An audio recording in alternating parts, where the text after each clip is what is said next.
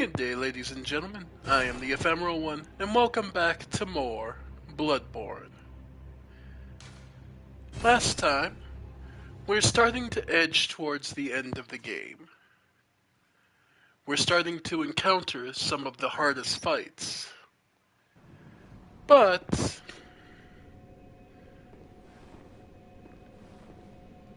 that's also the time when we want to take a little time. That's probably the best to take a little time to shore up our resources.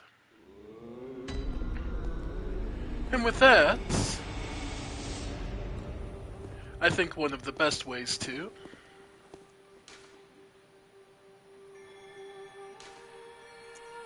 is to go back and do a little exploring through the dungeons, through the chalices. So let's see. Do I have any cold blood on me? No. Okay. Well, that's easily fixed. Let's see.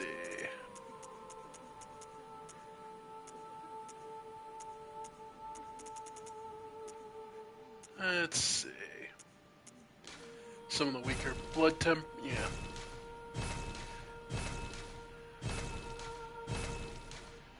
Yep.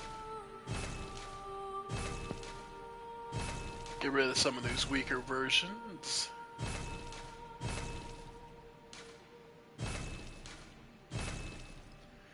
Alright. Okay. Should be more than enough to activate the Central Tumero Chalice.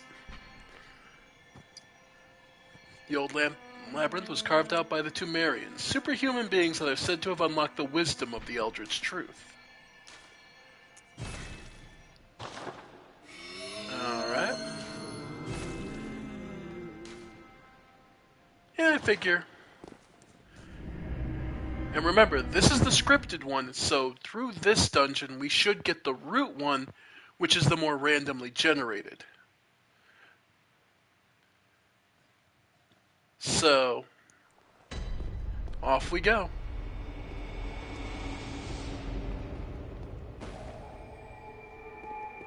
Alright. Let's see what we find. Now, this is depth 2, so enemies will be slightly stronger.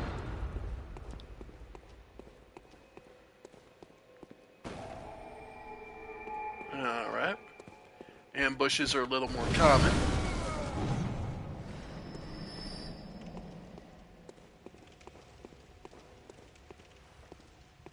Ambushes, traps, they'll all be a little more common. There's Bellringer Lady.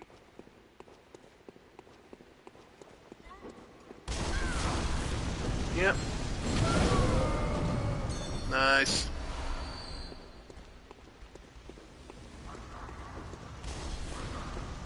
Yep. Yep. Yep. There we go. And he betrayed his position by throwing fire. Alright.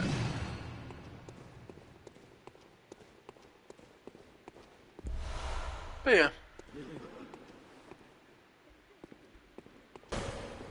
Yep. Now you are.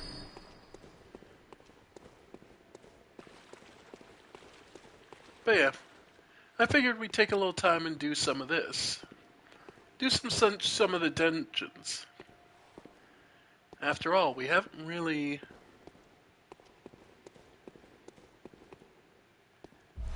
I mentioned about how I used to take so much time doing this. So, might as well be true to my own self.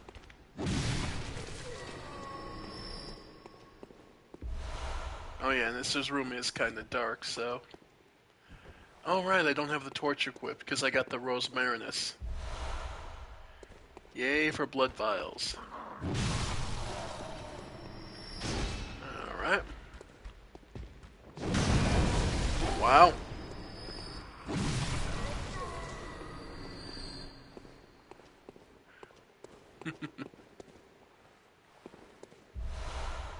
More ritual blood. Love to see it. Alright. Well, okay. Leave the door closed. We'll head into here first.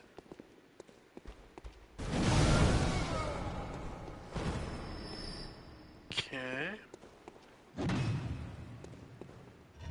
And this.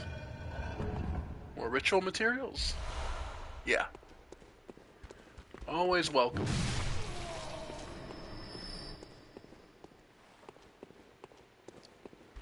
Alright.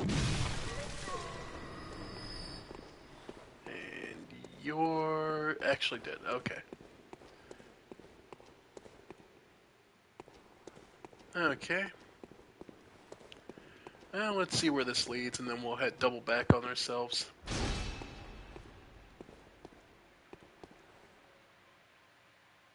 Now, again, now that the deeper you get, the more intricate the layers are going to become. So, be prepared and recognize. Oh. Oh no, we just. Okay.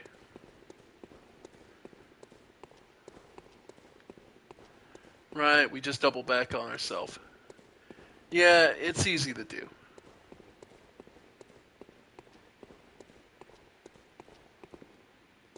Yeah.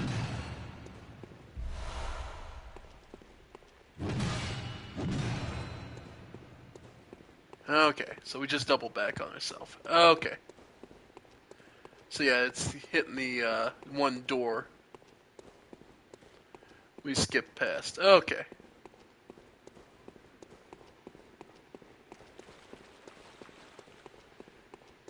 Alright.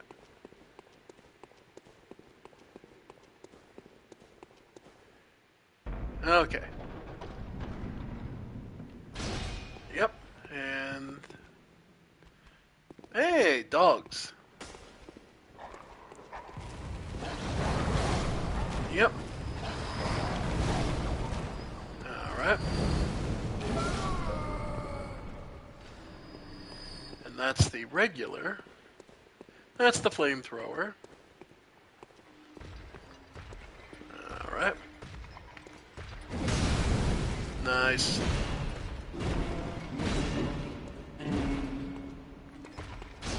Yep. Yep. Ow. Alright. Yeah. I'm just dicking around too much. Either way, there's the switch. Alright. So let's see. What's the first boss?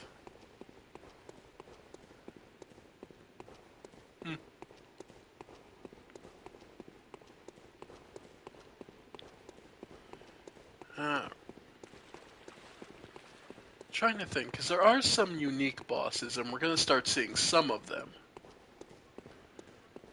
But there are repeats. I'm just trying to remember which boss this is.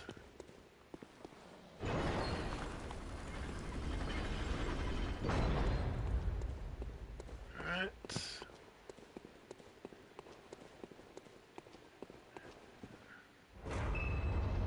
This is... Beast Possessed Soul, okay. Right. Alright. His big flamethrower trick. Like I said, that's how you do a jump attack, buddy. Yep. Yep. Yeah, he's pissed. Pyromancer, you ain't, buddy.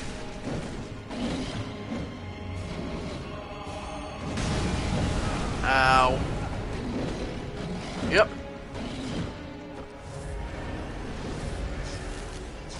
Yep. Oh, that got him. Okay.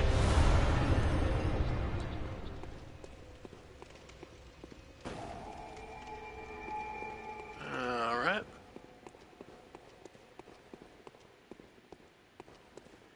And off to the next floor.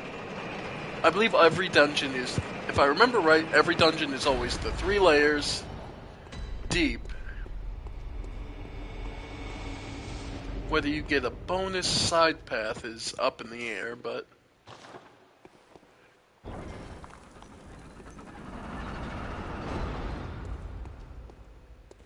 Alright. Let's see. Heavy ambush room.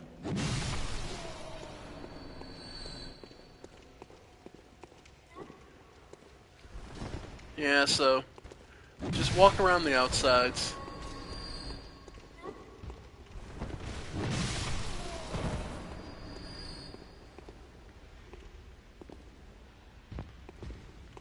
Then from there, pick a room.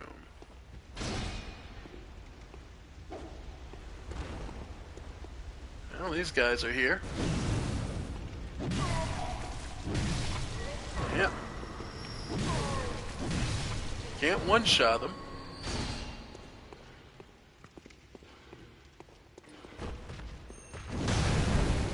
Nice.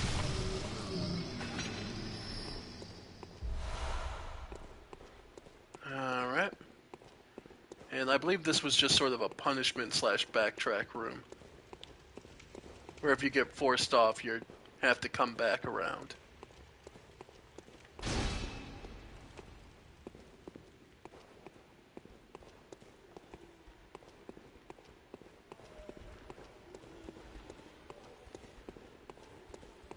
Alright.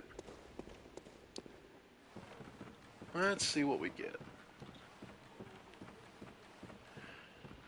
Oh, one of the casters. Oh, wow. Forgot how much that actually hurts.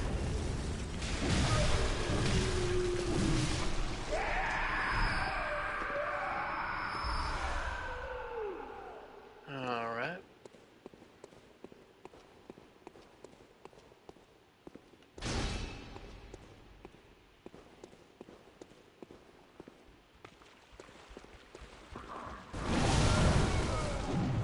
Not bad. Yep, somebody's coming. Okay.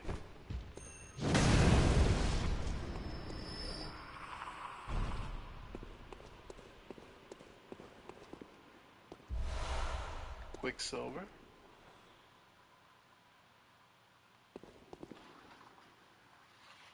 Sorry, I thought I heard something up from outside for a moment.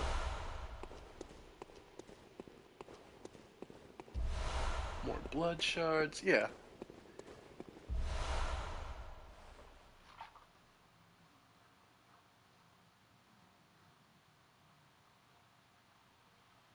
Give me 1 sec, folks.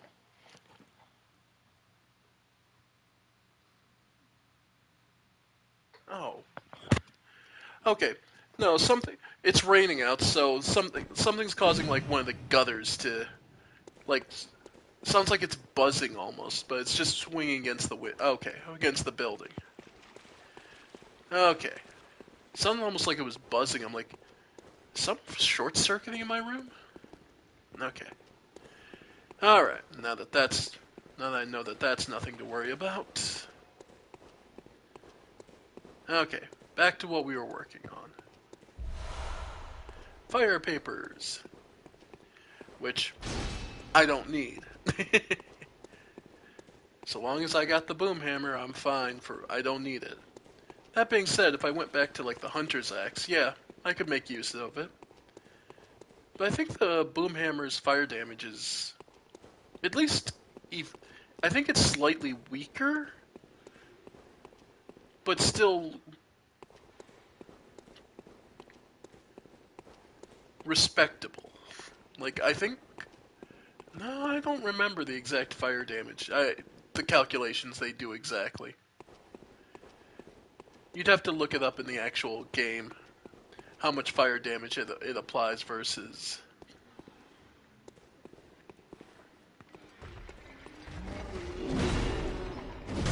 There you go. Wow. God, that overhead slam has so much range. Alright.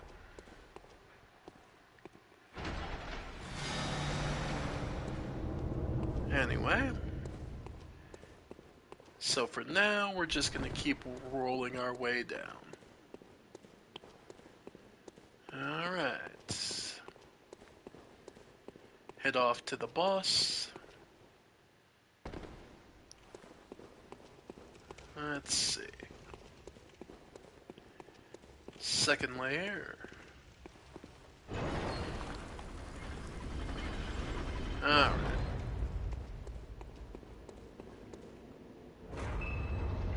Boss is Pig? Keeper of the Old Lords. Oh. Uh-oh, we may have found... If this is what I think it is, we may have found my favorite armor set.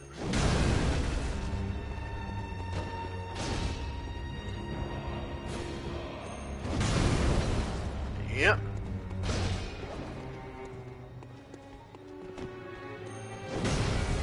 Nope. Too early. That's on me. Yeah, here. Yeah. Alright.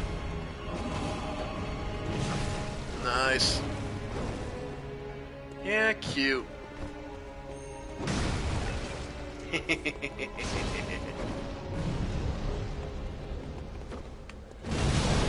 Gotcha. Thought I was gonna hold off for the full swing, didn't you? Yep, and there's the root chalice. So we'll now be able to go after... use this depth to find various random dungeons. More importantly, this gets us to the 3rd level,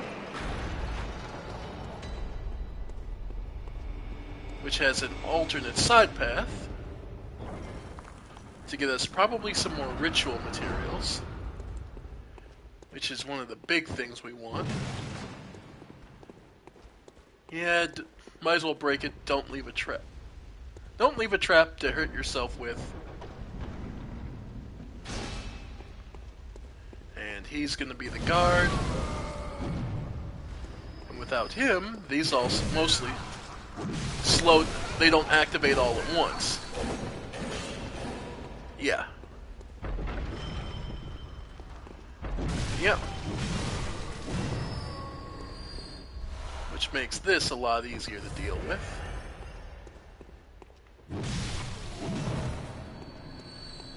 Alright. Okay. I really should equip the eye.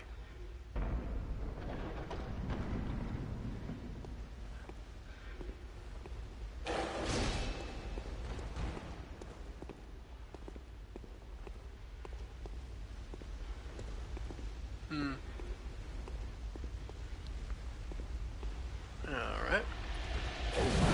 Yep. As you can out of the Quicksilver. I was gonna say, the Rosemarinus is... A lot of basic enemies have a real weakness to arcane, which can make the Rosemarinus actually really useful, even on relatively strong enemies. There we go. Ow. Huh. Yep. Hey, Benito Vincenzo. How you doing? More ritual bloods. Love to see it.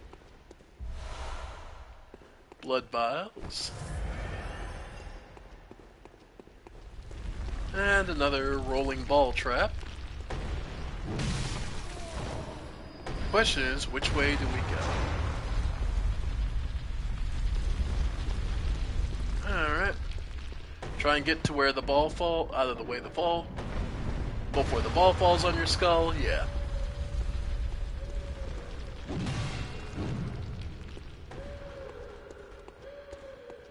I'm trying to remember the wheezing enemy. I'm trying to remember what the wheezing enemy is.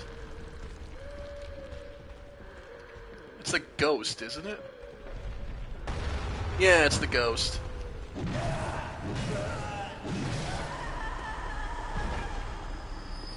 They don't do too much, or at least I never really let them.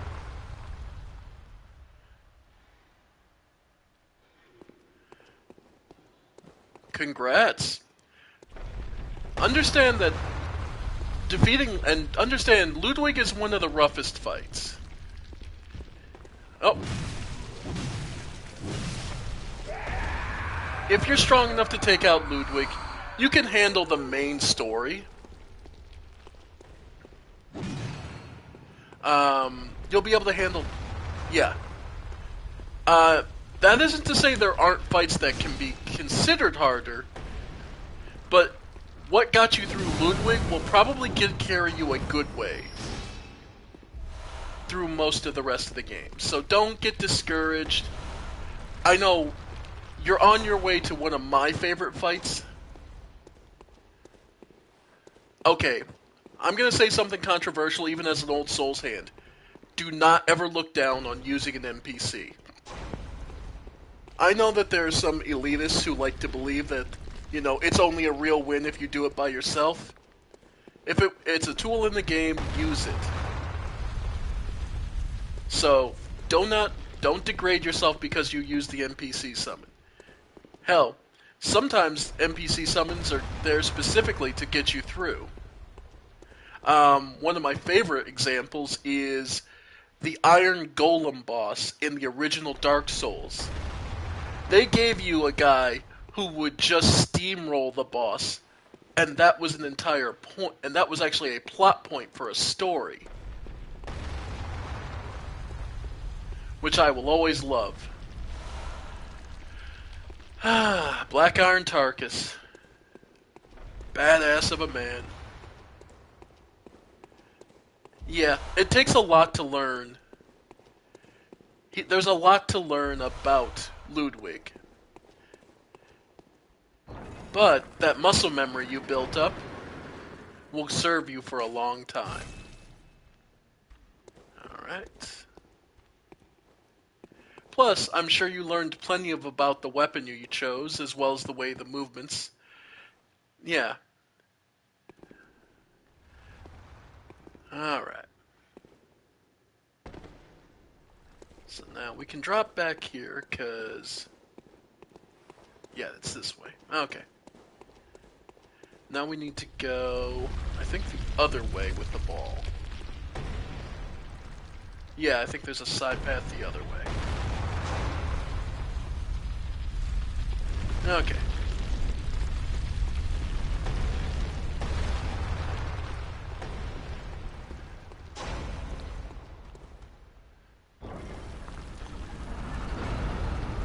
Yep.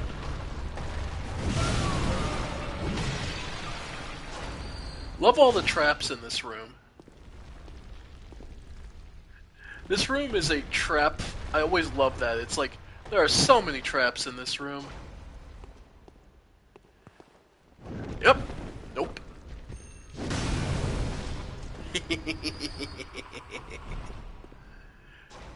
There are so many traps in this room, so you know what the safe thing to do is?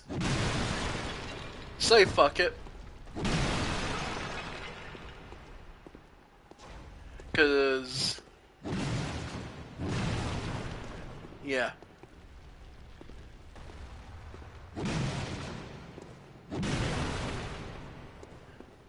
Because, yeah, there's no reason to put yourself in any more danger than you have to.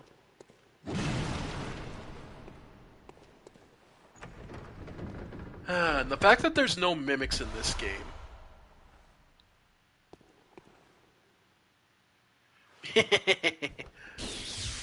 You don't say. Doing this a lot, huh? Oh, and thank you for the subscribe. Tinnitrus is definitely one of the fun weapons. Storyline-wise, oops, Sage's wrist. And storyline-wise, it's kind of interesting to note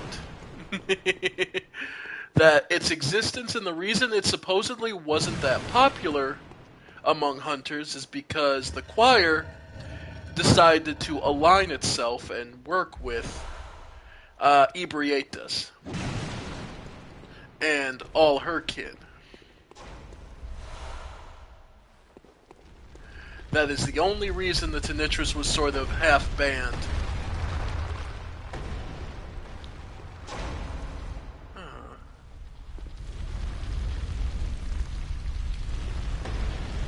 Okay. Alright. Get through. Oh yeah. The storyline is what I truly live for with this game. The lore in the world is so interesting.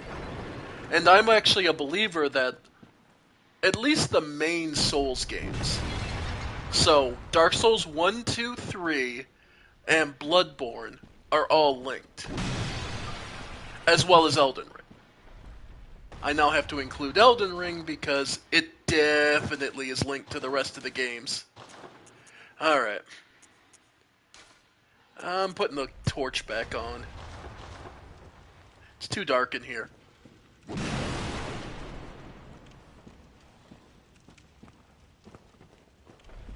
But yeah.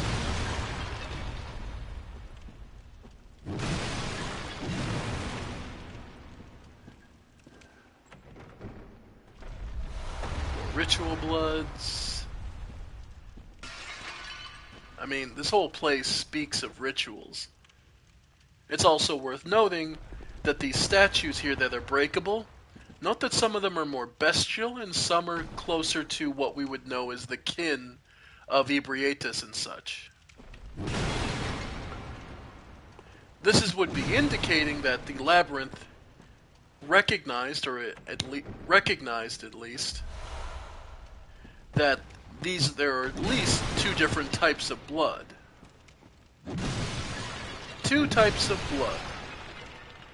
One results in beasts, one results in the kin.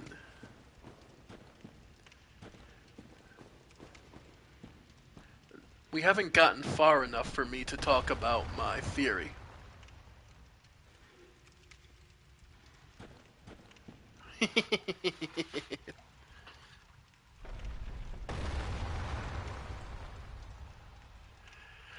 My suggestion with... don't rush into them. The Soulsborne series games are fantastic. I'll be perfectly honest. I'm not that big a fan of Sekiro So, I will say I'm not the biggest fan of Sekiro. The combat's a little too restrictive compared to what most of the rest of the Souls series is. So I end up not as enjoying it as much because I'm not a parry. I don't play parry generally. Hell, I generally don't even use the guns in this game. I'm not a parry person, so for me, Sekiro was kind of frustrating / not that fun to get through. So unfortunately, that's just my personal preference.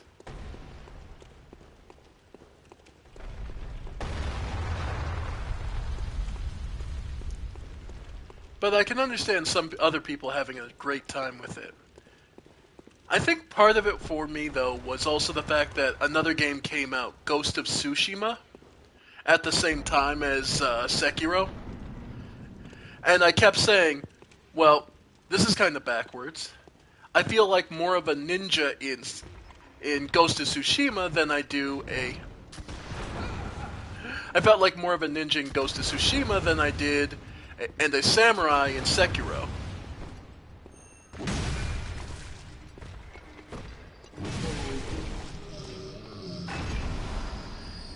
Which wasn't a bad thing, it just seemed like kind of the opposite of what it should be. 2 molds. Alright.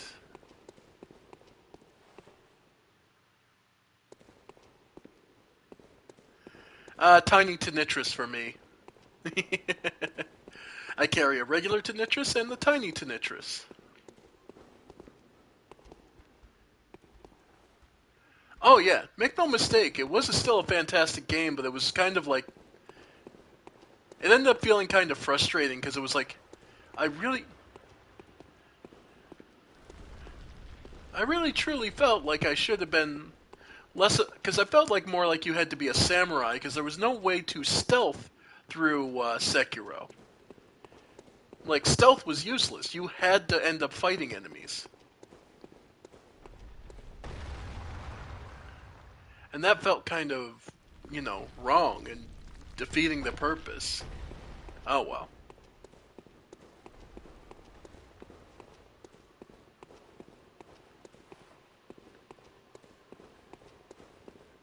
Yeah.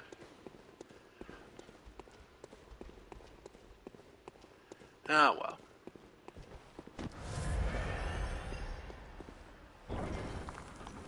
Of course, my absolute favorite weapon, we still haven't gotten. I'll show you my character's stats currently, and I'll let you guess what I'm possibly building towards. 26 vitality, 25 endurance, 30 strength, 10 skill, 7 blood tinge, I don't use guns, and 30 arcane. Hey, I hope you have a great time. Maybe it's been patched so it's not as frustrating as it was for me. And that's fine. I played it when it first launched. You always have to remember, patches come out and can change a game's entire motive. Well, it is the FromSoft special.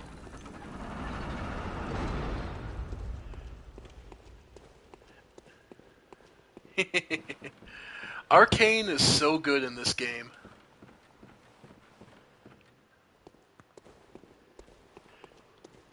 That's mainly because Arcane does so many things. Increases drop rate, affects fire, and a bunch of other damage types.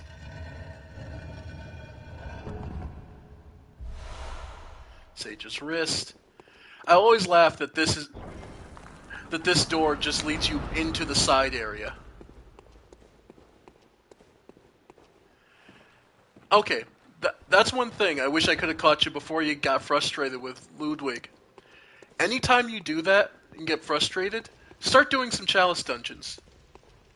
You'll start to feel stronger, because, yeah, you can... If you're strong enough to fight Ludwig, most of this stuff ain't much. And it helps build your confidence back up. Because, yeah, this is... Absolutely, this will make you feel strong. So when you start feeling like, oh, God, I can't do this. Yes, you can. Oh, boy. Okay, this is a drop-down room, but... Alright, who's the help this time? Prospector Olek.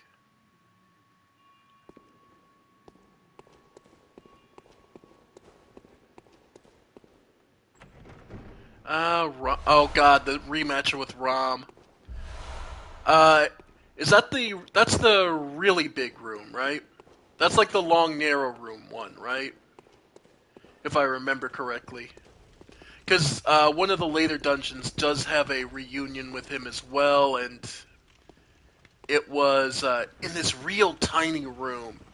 So his underground shots were a pain in the ass to deal with. But yeah. Okay. Yeah, that's what I thought. Like, if that one's over there, that means there's a bunch of idiots over here that jump me.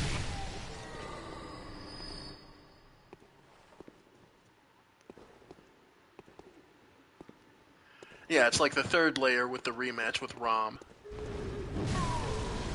Yep. Ah, Rom the vacuous spider. I'd almost feel bad. Oh! Damn. Just perfect timing for us to double kill each other.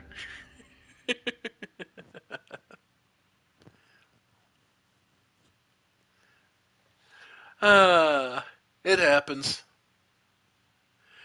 Enemies here aren't that strong, but this is still Bloodborne. Just about anything can kill you.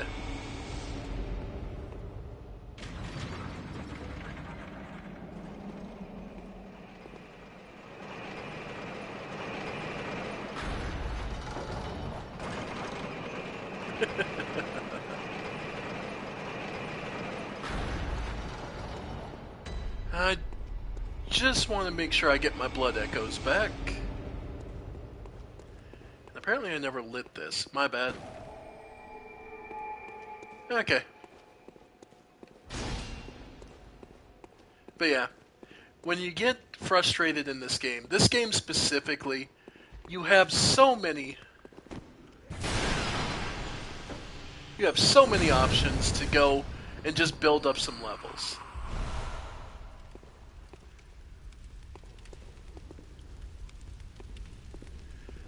Yeah, that's one of the things you have to learn is that, yeah, you really do just have to deal with his little ones. There's no way around it, there's no easy answer. Kill the little ones and then go after Rom. Rom himself isn't even that bad. That's not true. The meteors can catch you off guard.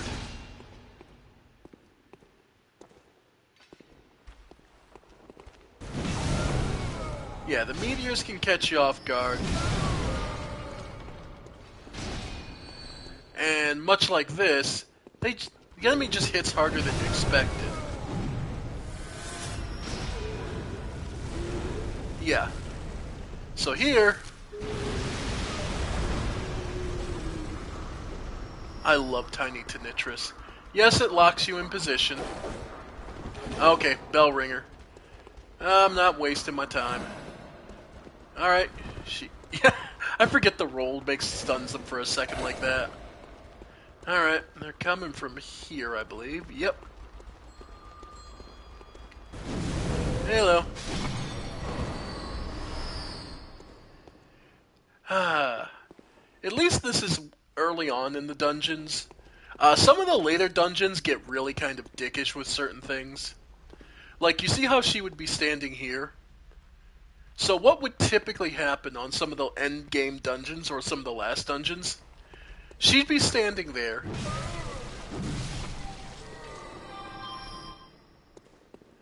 Oh, there's a few here and there. It's usually nothing too amazing they hide.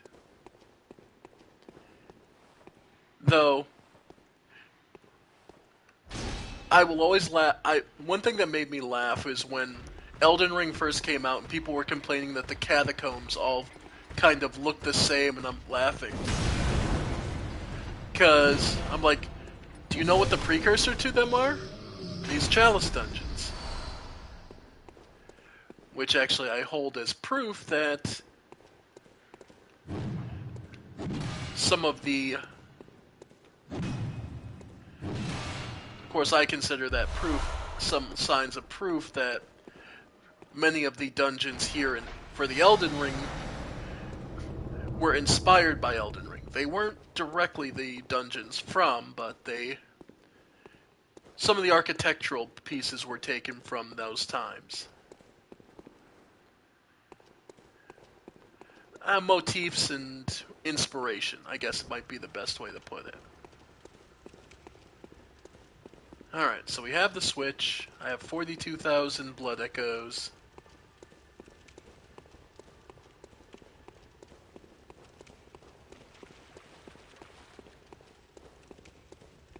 Oh, and you know one other nice perk of being in Chalice Dungeons, ladies and gentlemen?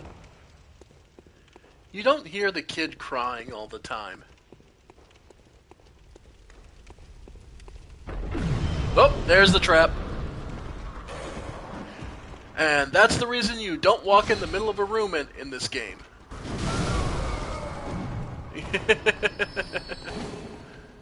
Yeah. Yeah, middle of...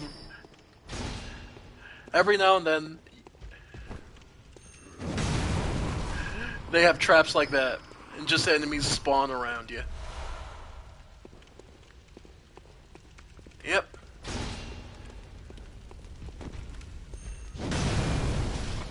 And kidnappers will always hurt. You never have enough HP to just kind of shrug at them. Okay.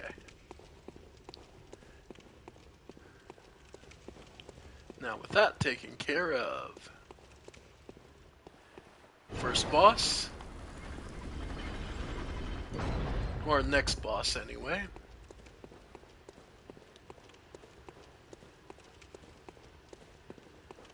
Let's see.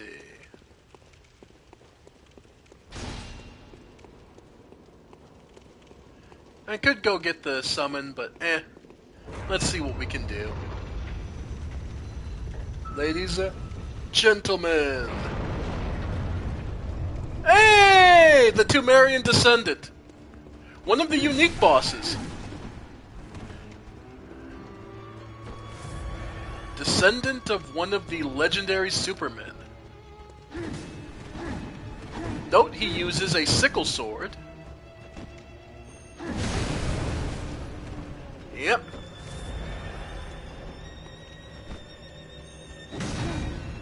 Yep. Though he doesn't use it too elegantly, to be honest. Yep. There we go, he's finally getting into it.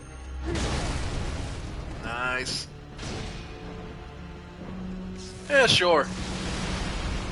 I love that he dodges that. Yep. There it is, there's the dangerous attack. Yep. Yep. Got him.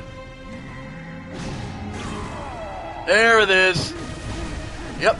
The full dance. Now he starts dancing with us. Yep. Ah, love it.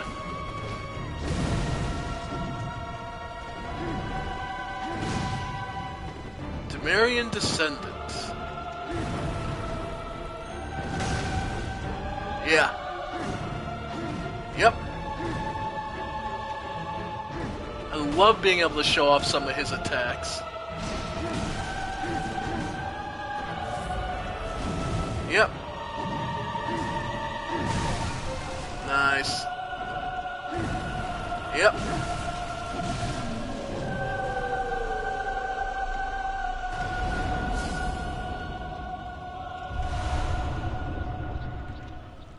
Alright. So, the lower Tumero Chalice. The old labyrinth was carved out by Tumerian superior beings that are said to have unlocked the wisdom of the Eldritch Truth.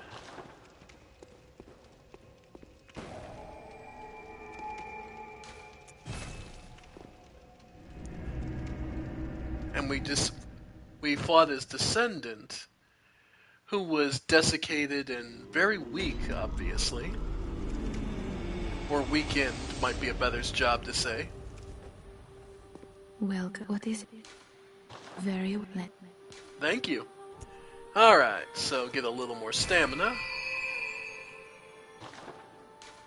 Farewell. Alright. Then just put the rest in blood vials. Alright. Alright. So, we can remove the chalice, because we're done with that one. And we do have enough, so we just need 3,200 blood echoes. Shouldn't have bought all those, but oh well. Not like we're short on anything we can sell. Let's go... Yeah.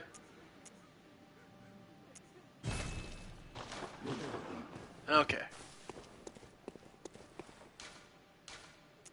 Alright. Lower Tumero Shell. Tumero? Alright.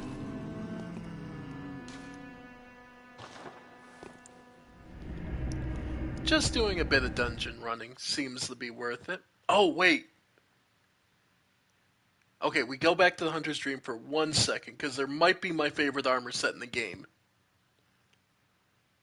I forgot. Because we did the one keeper, my armor set may be here. Give me 1 sec, folks. Should have taken care of this before we left, I know. That's my fault.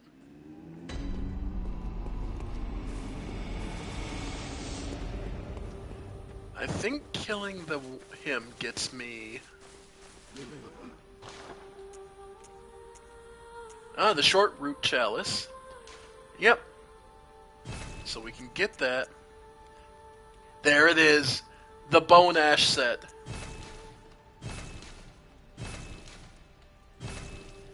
Oh, yeah. Okay, folks. There it is. This is my favorite set in the game. It is... Okay. Statistically speaking, it is a slight weakness to blunt, and you do get weakened against blood types of damage. However, you increase your defense against fire and bolt, as well as slow poison. A mask made of bone ash, worn by the oldest keepers. The keepers who mined the slumbering great ones gained eternal life, preserved in ashen form in ceremony of flame that cremated body and soul. The long, pointed hat is a symbol of the old keepers and is considered evidence of their companionship, forged in a certain sin. A nice call-out to Scholar of the First Sin.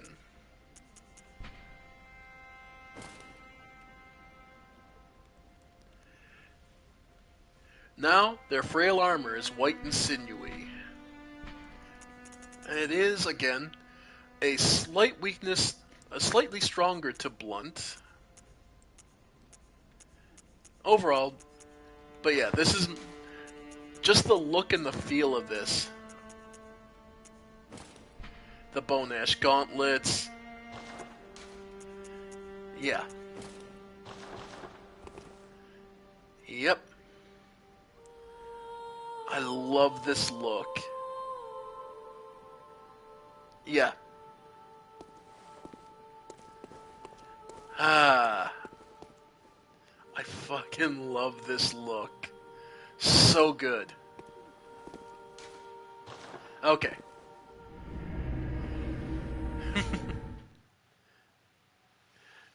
My favorite armor set in the game. Even if it has certain weaknesses, you know, blood damage and stuff, it's still so cool looking.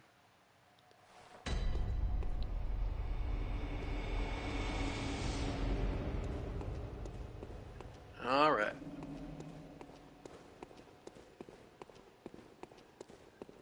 Oh yeah. Going for the fancy rich look. I can see that. Well, Fashion Souls is a thing for a reason. Hey! Look who it is!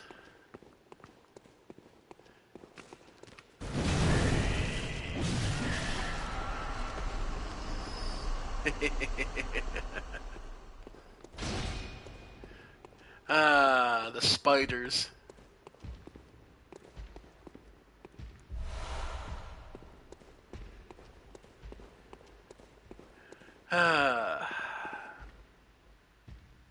Let's see.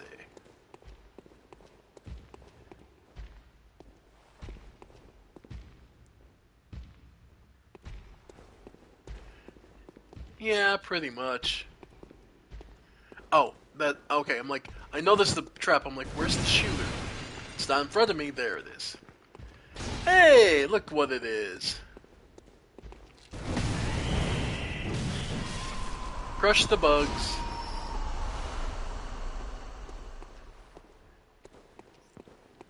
Quicksilver, because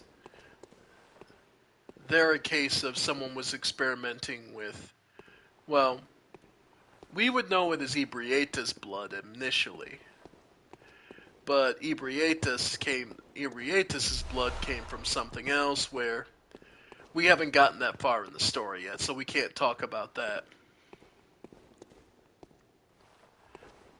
The stories, yeah, gotta take the story one step at a time. Oh! Yep. Ow. Oh! Went straight into the bag combo. My bad.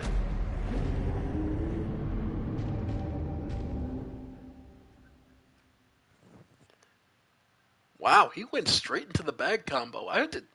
Huh. Was not expecting him to. Oh well. Not like we're that deep or have that much money. Lost that much. Mostly I'm just surprised. I didn't realize we were far enough that they already started needing 2 hits. Yeah, the difference between one depth and another.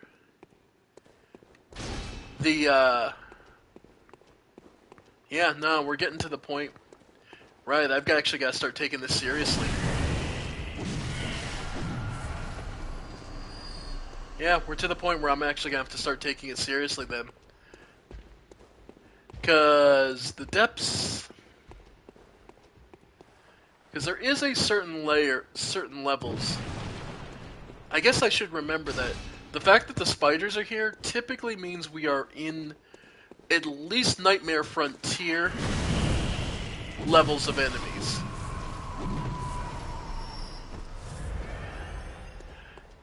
Yeah, gotta lock in, I suppose.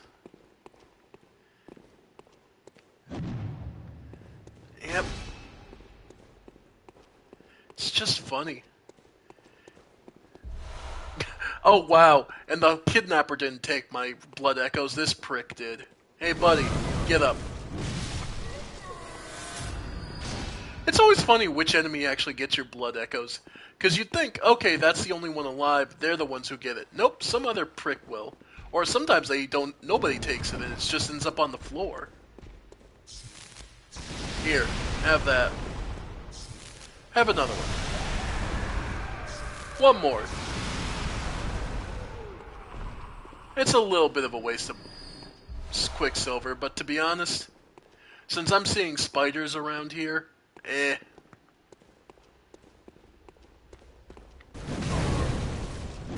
Oh yeah, wow. Okay, yeah. We truly are. Okay, so the depth jump down here and lower. From just 1 to... Oh. Yeah, no. The HP, but it's mostly the amount of HP these guys have. Like, it... Okay, this would be a good time to... Yeah, because one thing for loving the Soul series, one thing I almost never do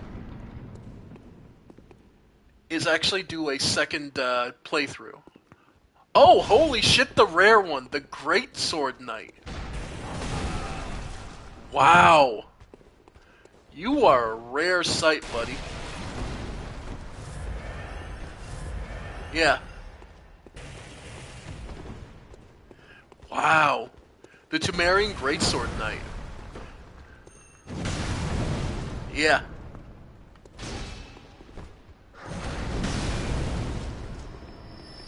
Yeah. He's actually a rarity to see.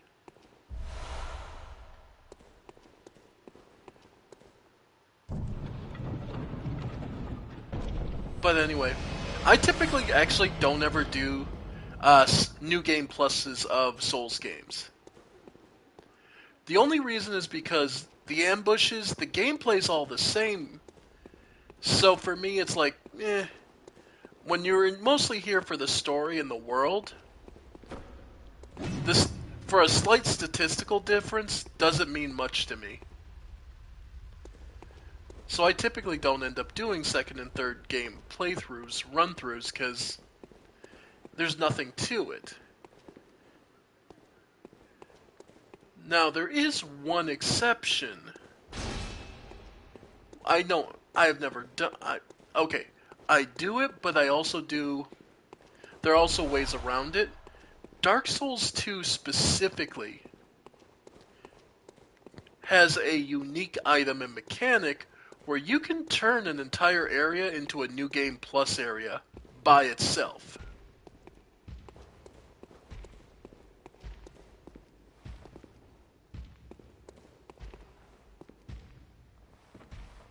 This is great for farming.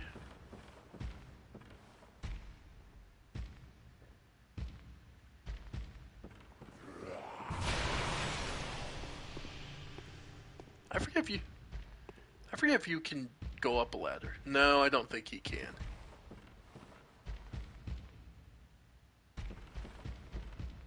Alright. Yeah. Oh well.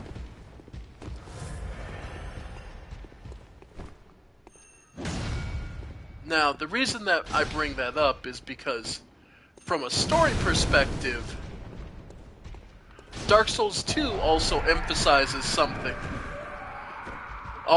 many of the others don't. And that is the fact that time is kind of fucked over.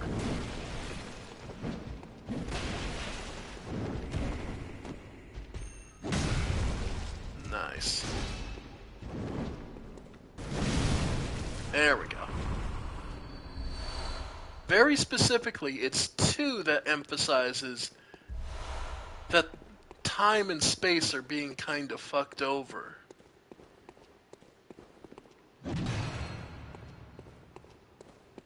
And again, you can have specific regions of an area be a higher level than the rest of it.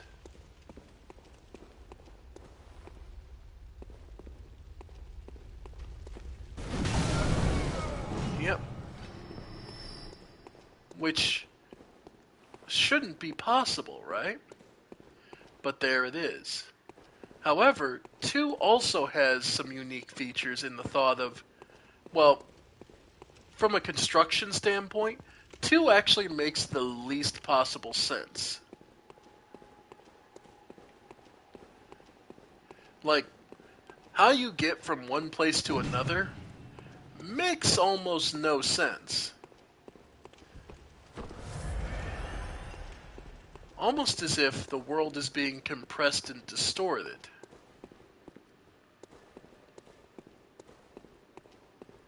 Which was part of my theory for 2, is that 2 is actually where my theory is for a universal timeline, so of all the Souls games happening, 1 takes place first. Actually, the first game in the timeline would be Elden Ring, which leads into Dark Souls 1, and Dark Souls 1, specifically, the only way a universal timeline makes sense is if if at least the first person doesn't link the fire. They actually look at it, feel betrayed by the gods, and say, fuck it, and leave, causing the world to begin to rot and decay. Okay, we're good? Yeah, I got everything. Sorry, I'm just double checking on myself here. Because we're in the side room, so I'm just making sure I got everything. Anyway, basically the first person, the chosen undead, refuses to link the fire. This causes the world to start to break and decay, as well as establishing the principle of, what makes the darkness that much more powerful. And causes the abyss to become strong, the abyss to become stronger. Basically from there, 2 and 3 are everyone trying to survive / clean up that the first result. Then with 3 we see that eventually basically everything falls apart and there's nothing we can do to stop it at this point.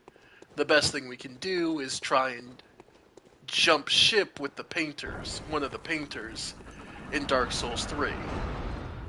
The DLC specifically.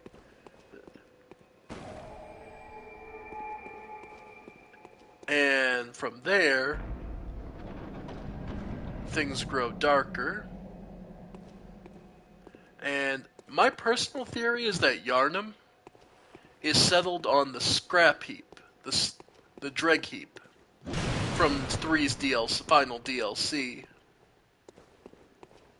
And that these labyrinths are built out of the ruins of the old kingdoms that were buried on top of each other.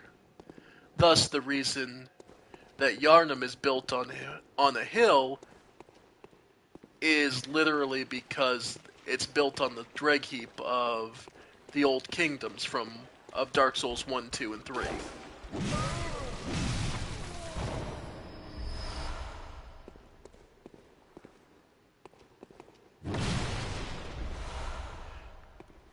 But then that begs the question, well then, why did you have to include Elden Ring? Elden Ring doesn't have any connection. Oh! Ah, shit, one of them's summoning spiders now. Okay. Yep. Infinite spiders, here we go.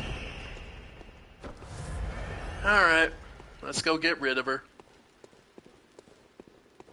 In here? Nope. Yep. There she is. There we go.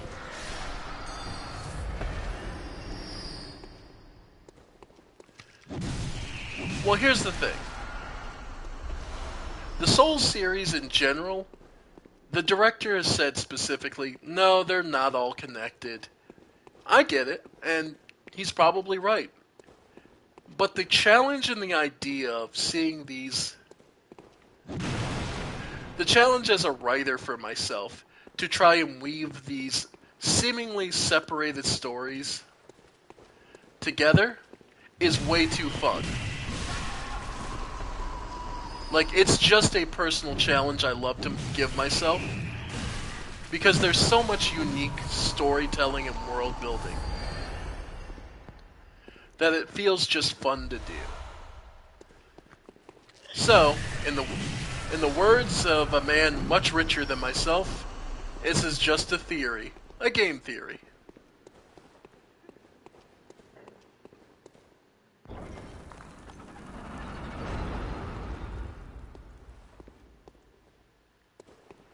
But yeah.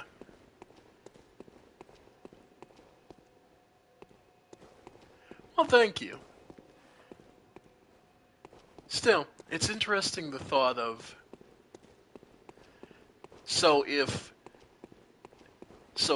because to me, Bloodborne is the inevitable end. Unfortunately, we haven't gotten far enough in the game for me to be able to give my full theory on what is who and why Elden Ring. I mean, the supernatural elements as far as space and aliens should be pretty obvious connections.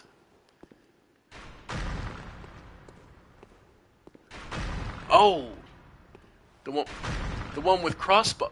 Again, these two Marians. I love these guys. Oh. Yeah. Again, and note the way these guys fight. The world development has continued outside of these labyrinths, but these guys have remained using a crossbow and a sword. these are throwbacks. These are these are creatures that have been, you know, man out of time sort of things. Of we've developed in this game to the point where technology has gotten to the point where we can use guns and firearms. And yet, many of these enemies down here are still popping away at us with basic swords and melee.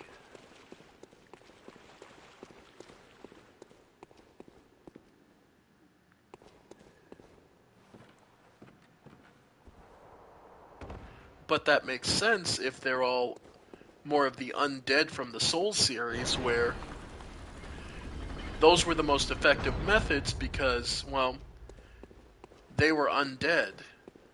If they got killed, they just respawn and keep going at it. So, the idea of needing a gun to ensure your survival wasn't a thing. Ah, the hit squad's here. Yep. Oh, yeah. Another thing. Another reference to the rest of the Souls series. The guy using the Butcher Blade has an overhead strike that resembles greatly Yorm's Great Axe. The special skill of Yorm's Great Axe. The hit squad, yep. The 3-on-1, it's not that hard of a fight, it's just a matter of... Yep. Yep. It's not a hard fight, just watch your HP and...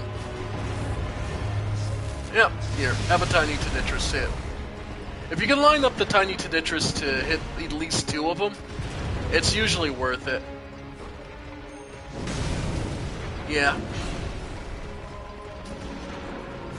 There it is. There's the Yorm slice. The Yorm slice.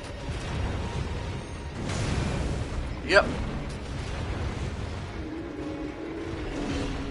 But yeah, these guys usually aren't that bad.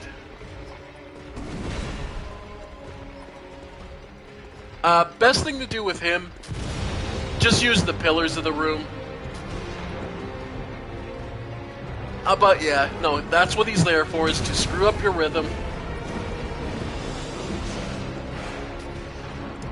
Honestly, more than anything, this fight is a case of testing your patience.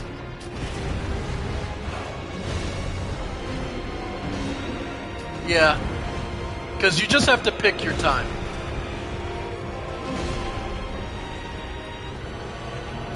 Yeah. Alright. There it is. Yep. Caught me with just the little pellet on the side. Okay. There it is. Oh, caught me. Yep. Yeah. It's easy to get overzealous. There we go. One down. Now the Yorm wannabe. I shouldn't say wannabe. For all I know, he's actually related to Yorm. Alright. And now the fight's got real easy. Because it takes him a while to reload, and once he is reloaded, all you have to do is step in close to his... Yeah.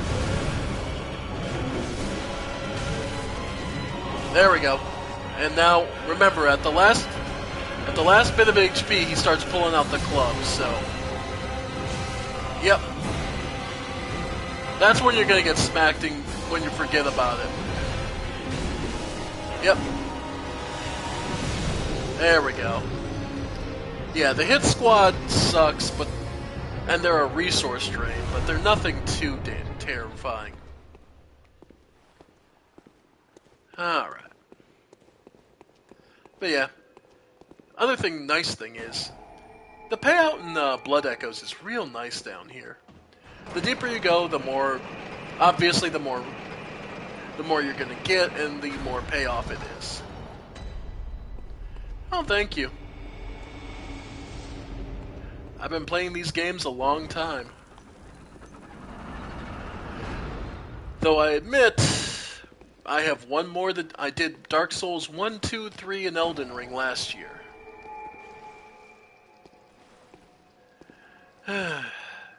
We still have... I'm going to go back for a restock. But we still have one more game to go. Demon Souls. And by and far away, even more than this game, I consider Demon Souls the hardest to get through. Welcome. What is it? Very well. Let me see. Demon Souls, I consider the hardest to get through. And on some levels, I'm looking forward to Farewell, it. good maid. And there is literally one boss I cannot stand and I'm not looking forward to.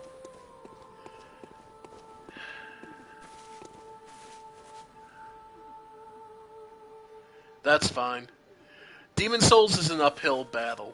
Demon Souls is one of the roughest uphill battles.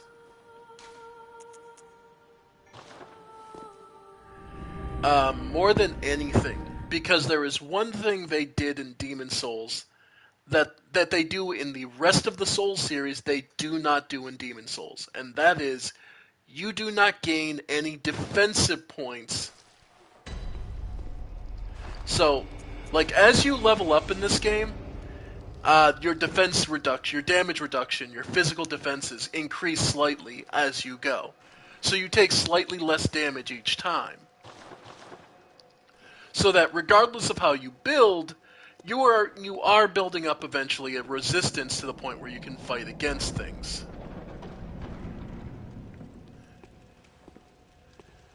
Demon Souls doesn't do that. Your defense is strictly and only dictated by the armor you wear.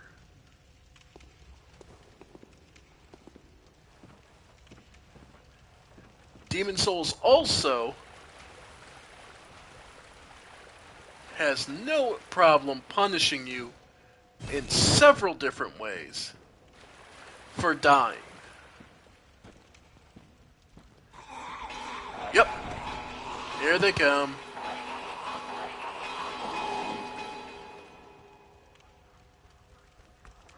Wow. Where's the rest of your buddies?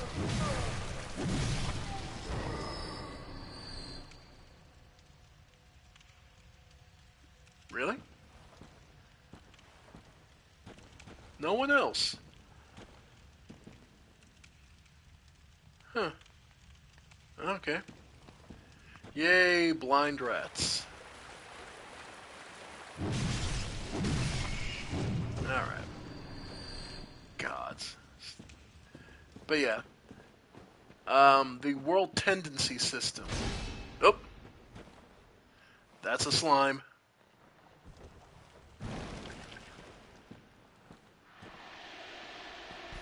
There we go. Like I said, a lot of enemies are fairly weak to arcane damage.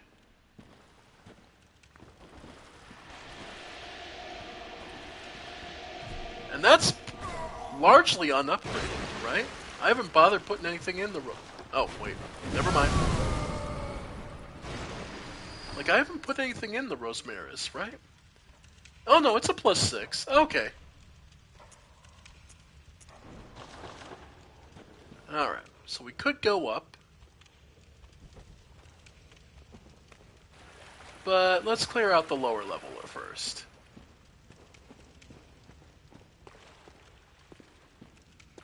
Alright. Yay, rats.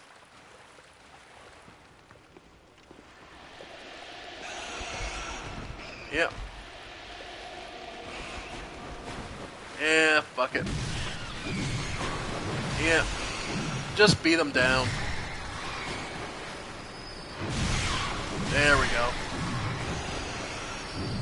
Yeah. Getting these guys in a narrow passage is... Yep. Because the biggest thing is they're evasive. So... Getting them in the place where their evasion means nothing is one method to go. Any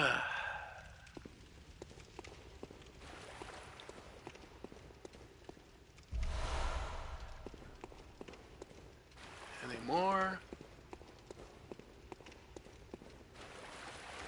Nope. Quicksilver bullets.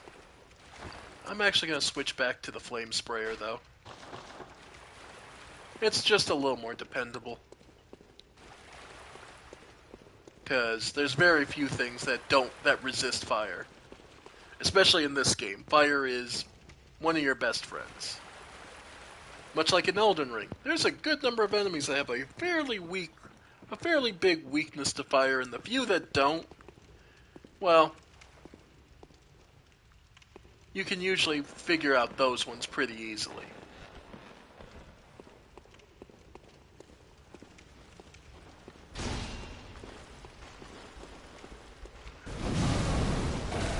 Yeah.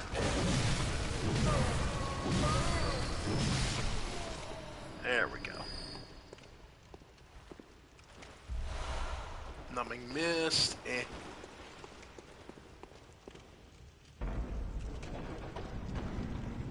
Alright.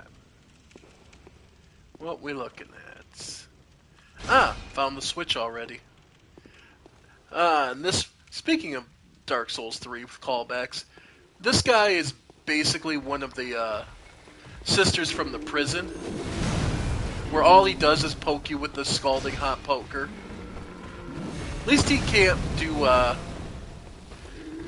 drop your max HP. Yeah. Yeah. Ow.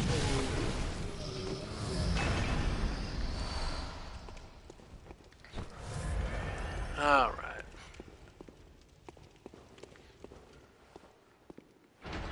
And the boss is now unlocked. Other reason to do these dungeons, actually, I should bring up is if you need insight for something, one thing or another. These places are fantastic for getting it, because you get one insight for every time you walk into a boss fight. And then you get an additional for when you defeat the boss. So, if you want to build up a lot of insight for purchasing something, it is absolutely in your interest to do so.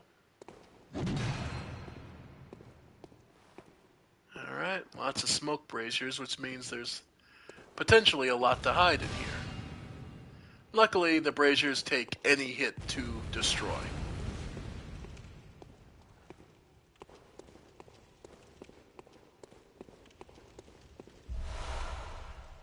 Rope Molotov cocktail.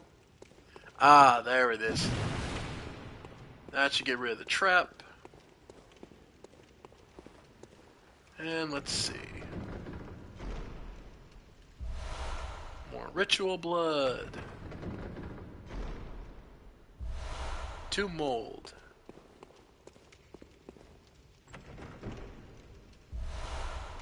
Yep.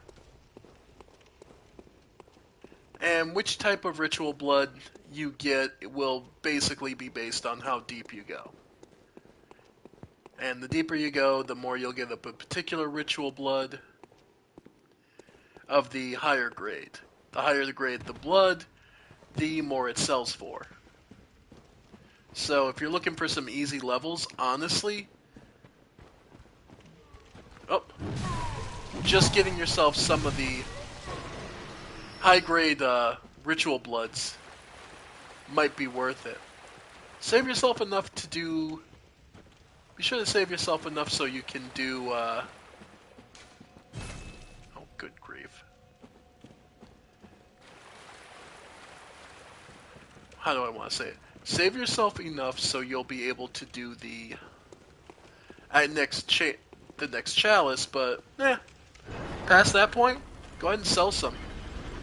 Get those blood echoes, get those levels, and punch these things in the head. Alright, boss Extra goodies. Boss, extra goodies. Let's do the boss. Let's clear the boss first. Let's see what it is. It is the undead giant. Okay. Not the canon version, so we're not in too much danger. There is a version with a giant cannon mounted to him. Now this one, though, does have the frenzy spin attack, if I remember right. Alright. And look how much damage, how much HP he has. There we go.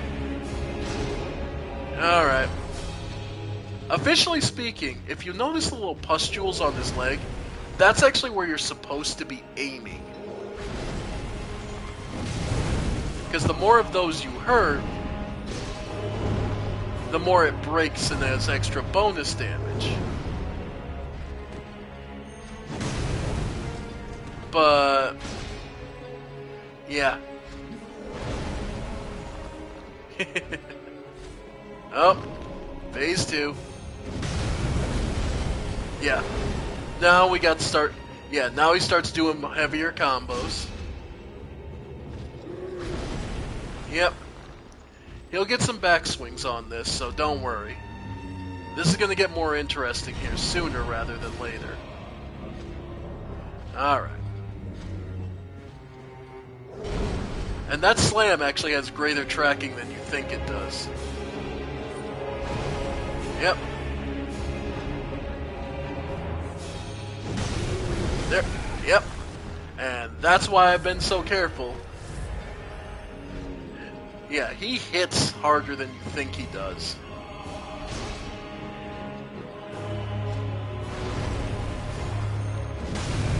There we go. Yeah. Don't. Alright. Again, I'm using a +9 boom hammer. Nope. Alright. Now that he's bleeding more, he actually starts having more mobility. Yep, here we go. Those little maces on the back of his swing actually will hurt you, so... Yep.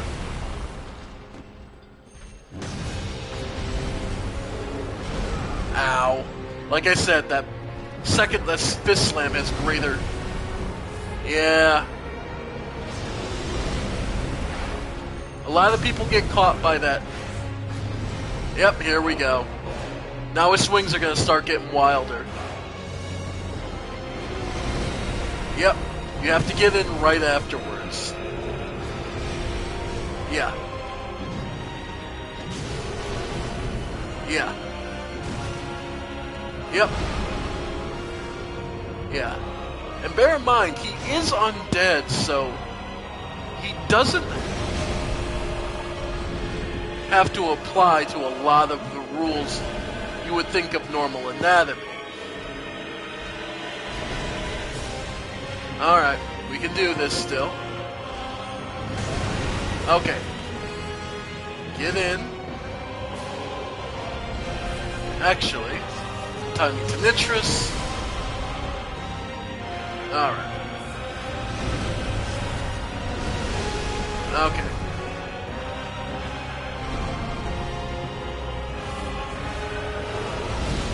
Yeah, I got enough for one more. Go ahead, timing to nitrous. Okay. Here comes the full attack. Oh, not the follow-up yet. Yep. Yep, there it is. There's the full combo. Yep. Alright. Yeah. Whether he goes for that whether he goes for the second fist slam is usually the question of whether or not you're going to be able to get in on it. Alright. Oof. Alright. Almost there, but any... Nice.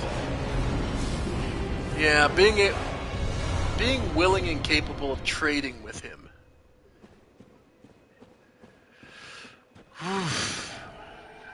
That is a rough fight.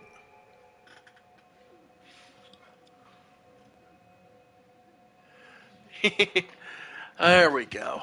Yeah, no, this guy can give you some trouble, but nothing too much to worry about. Alright.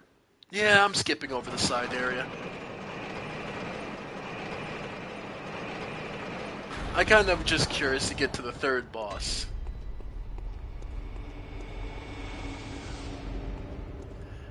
Then again, I may regret that because I think the root chalice is... Hell, we'll see.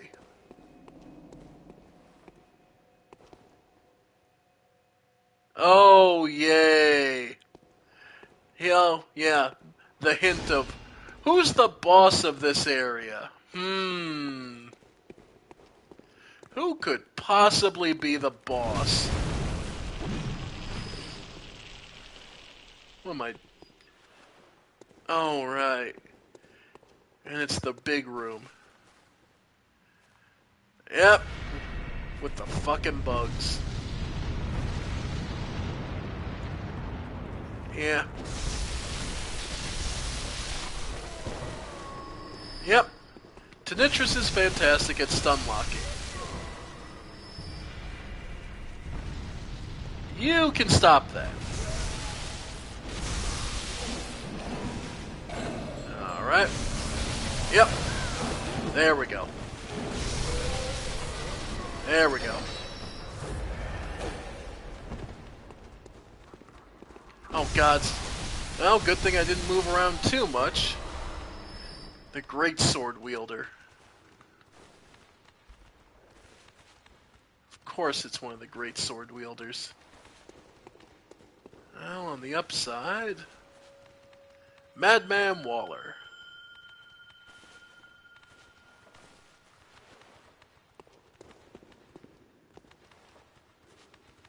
Yeah, they give you some help with this because they know they threw some shit at you.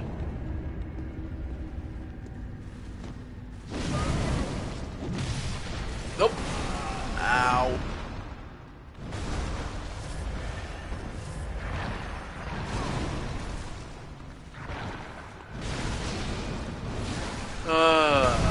There we go.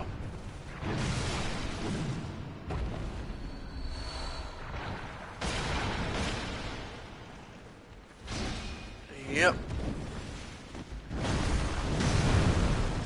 Yeah, Madman Waller wielding the arm of Amygdala.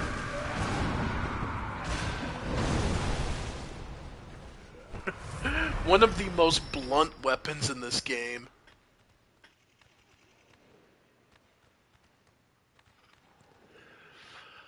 Ah, man. You'll also note, Madman Waller here has a bit of a unique look. I mean, the whole tendrils wrapped around him, which are actually phantasm, the empty shells of the invertebrates that the... Alright.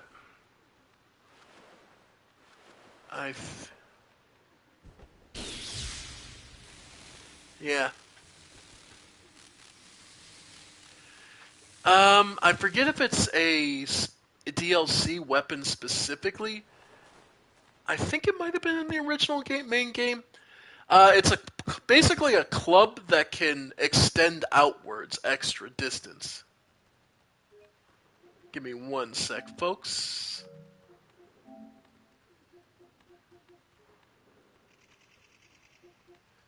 Alright. Okay. Thought there was a setting going wrong there for a second. Okay. Alright. Let's get this. Oh, shit. Oh, it was the other one. I'm like...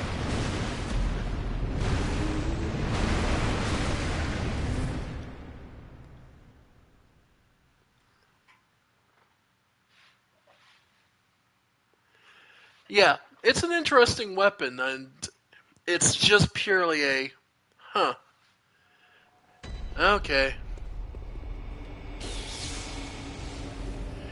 Basically works like a club at one point and then adds extra reach with its other form.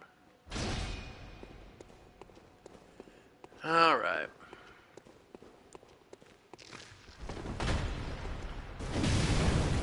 Even in these cramped quarters, you went for the full skull dive. Okay.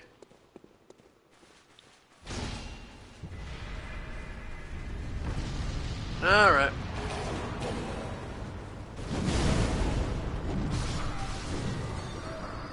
Yeah. Oh, yay. Oh, yay. She fell off.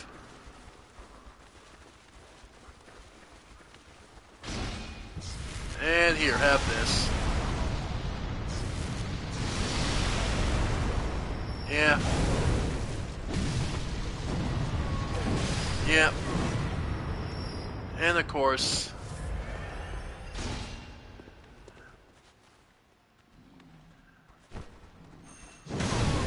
you can fuck off. Yeah, but she'll keep summoning new ones. Which isn't the problem. The problem is the number of bugs down there, as well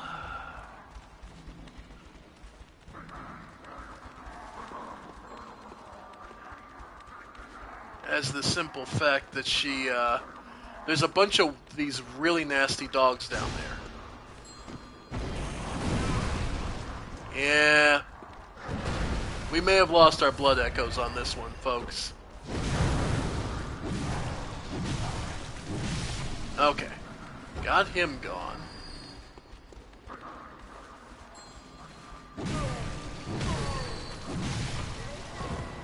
Alright. Yeah. Okay. Do that and get the hell away from it so that the meteors off those guys ain't gonna be an issue. Yeah, you don't matter. Alright. Tiny Tonitrus. Over here.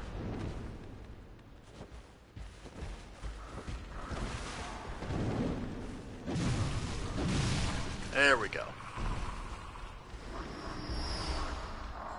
Yeah, Ritual Blood 4.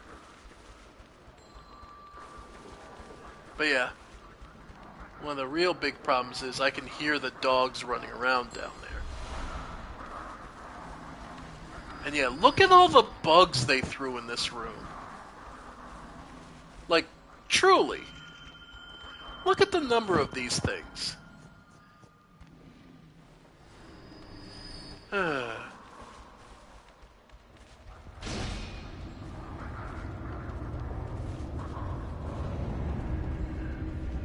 But yeah, the Amygdala arm is an interesting weapon and a bit unique.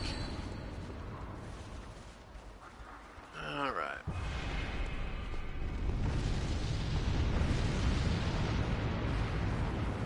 Alright.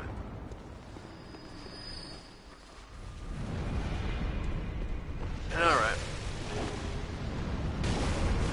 Okay. There we go. Okay. He's in on it. There we go. There we go. Now, the big problem is these bugs tend to reorient anytime they get hit hard. Arcane Haze.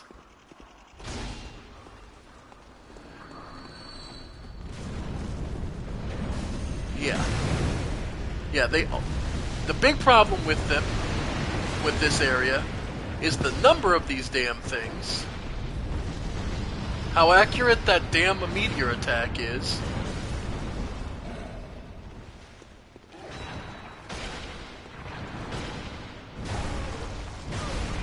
alright. As I said, there's a bunch of these dogs down here. Alright, let's go after the bell ringer, which shouldn't be too far. There we go. Alright.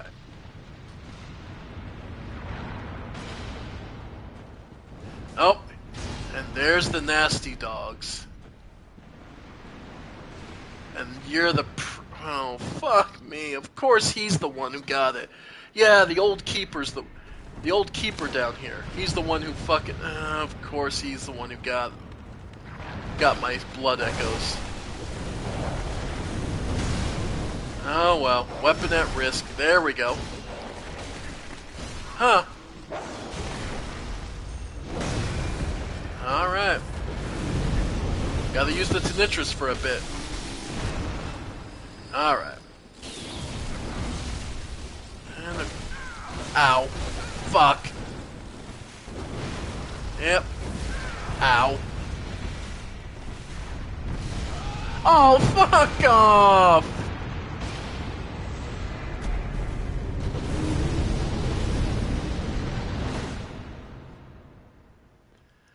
Yeah.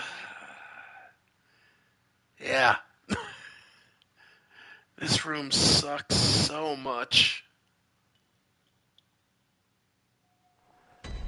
Alright, well.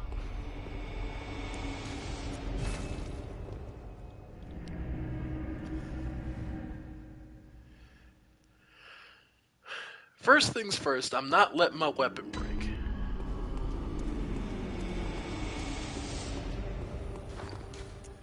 And, yeah. And just to show off what I mean about the ritual materials, basic ritual blood 1, which is common enough, sells for 500. 2 for 1200. 24 for 3. Ritual blood 4 for 48. 10,000 for ritual blood 5.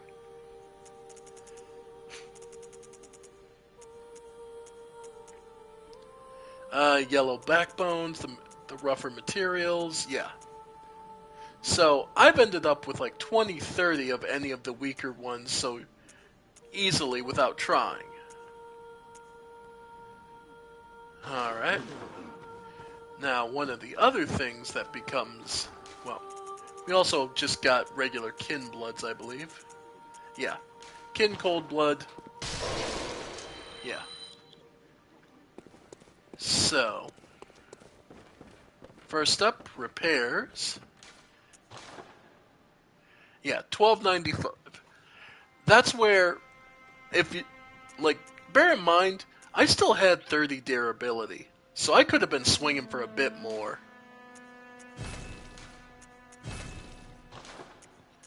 Alright. The Tinnitrus, I still need 4 more chunks.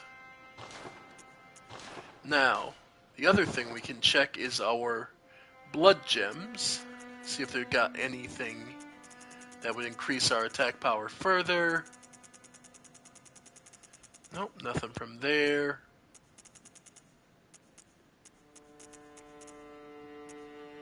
And, oh, saw something. Yep, tempering damp blood. Nice. Okay.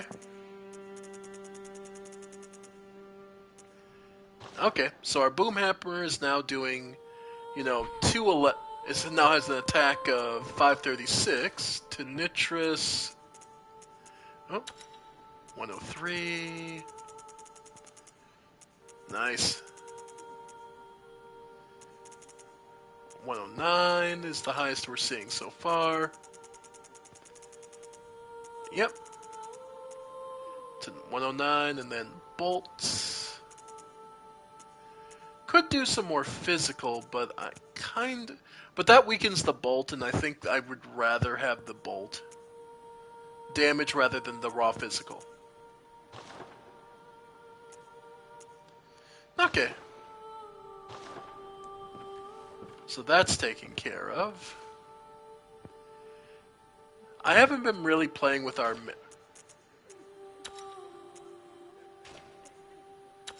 because we haven't really been messing around with this, but our runes, our memorized runes. So I have the best stamina, which is increases it to 142. Honestly, the amount of HP and stamina you get never really feels that worth it in this game. Higher blood vial maximum is obviously very nice. Bear in mind, it does stack with the different versions. So theoretically, yeah, you could hold up to, you know, you could hold a ridiculous number of blood vials. So that is another way for basic survival if you want. Let's see. Claw Mark, Blood Rapture, Visceral Attack. Actually, I find the straight up defense just, you know what? Physical damage reduction. That 3% doesn't sound like much, but it goes a long way, honestly. Let's see. Yeah, and then all damage reduction to stack on top of it. Then Eye Rune. More items from fallen enemies. Yeah, I think that. Alright.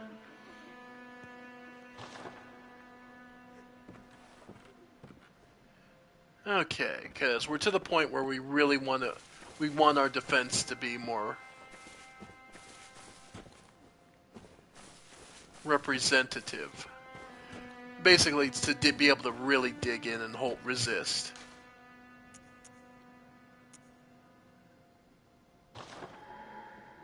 And we'll switch the messengers over to the red ribbon. Let's see. Alright. Tiny Tenetris. I'm just trying to think anything else. Don't think there's anything else insight-wise I want. Nah. I love the cost jump. 1 insight for a bloodstone shard. 2 for twins. Makes sense. 20 for a chunk. God, that insight jump. Ah, well. Okay. Anything else we really want? I mean, we are on layer 3 of the lower Tumerian Chalice.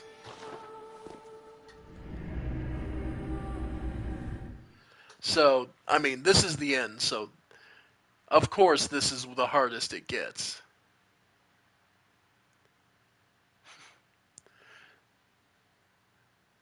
Alright.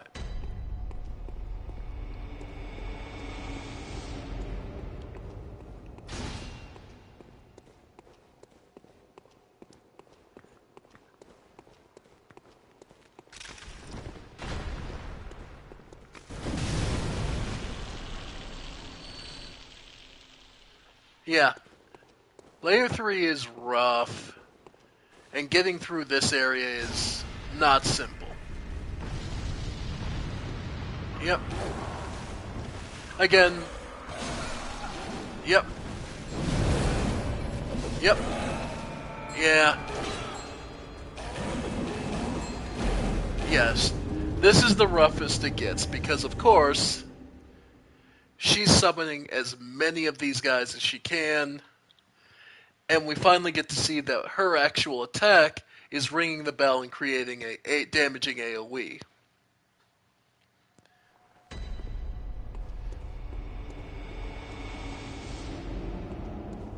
Yeah.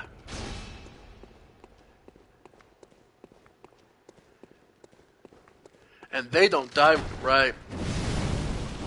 And they don't die with her, so... Yeah, no, this is as rough as it gets. And then, even once you get through it... Yeah. Yep. God damn. Oh. I'm like, what happened to their damage? I'm like, oh, big man came in on it. Yeah. Okay. So we're actually going to have to try something. Okay, so we're actually going to have to really take it seriously. Okay. No, just brute force in this. Okay. Time to start relying on the actual tools. Alright. Old Hunter Bone. Beast. There it is. Beast Roar. Executioners.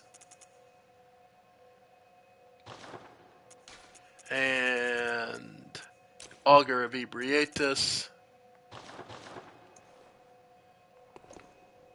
Alright.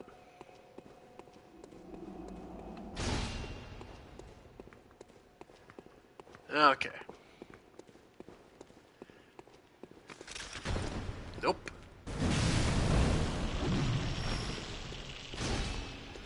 More specifically, in this case, Beast Roar is what's going to really help us. Yep. There we go. Yep. Ah. Nope. Yep. Yep. Alright. Because if you were a caster back in... Oh, if you were a Faith caster in... There we go. If you were a Faith caster in the Souls games, you know what Force can do. There we go. Gets everyone to back the fuck off for a second.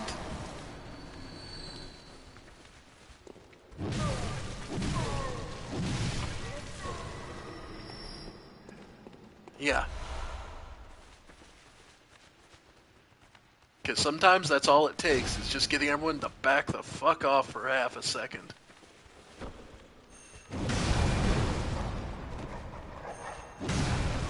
Nice.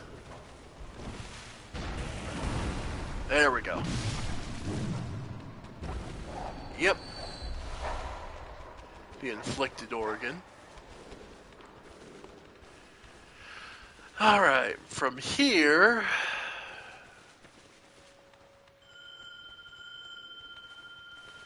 Alright.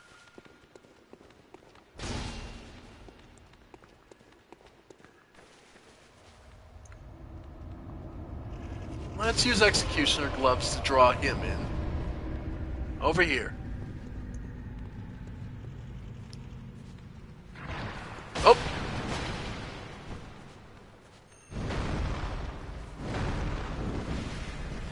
Yep. Nice.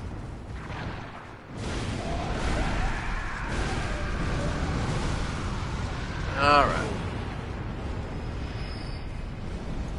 Let's see.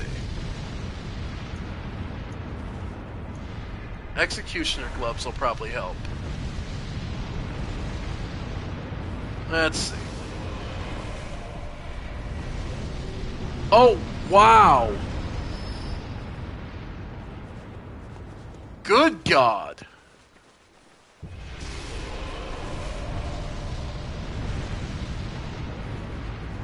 I have never actually used Executioner Gloves on these things.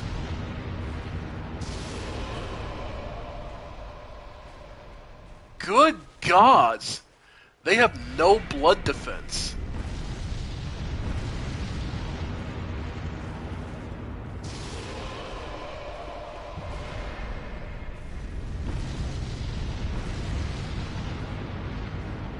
Alright, well, good to know.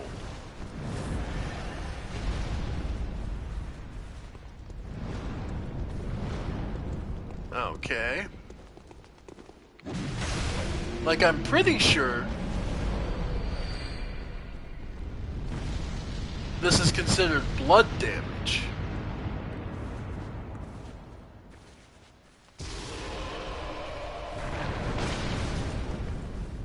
Oh.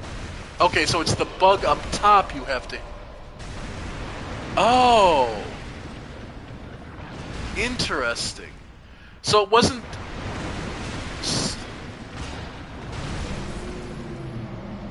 Interesting. So it wasn't...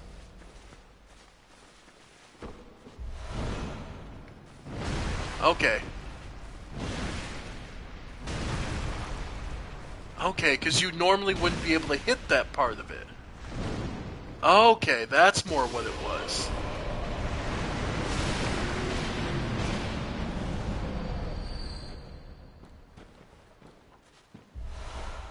Okay.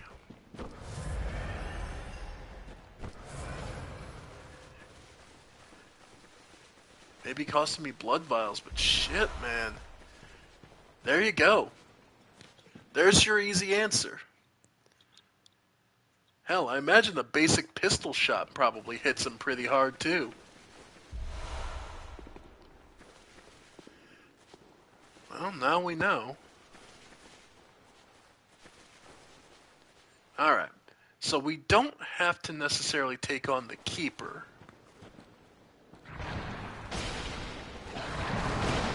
Yeah.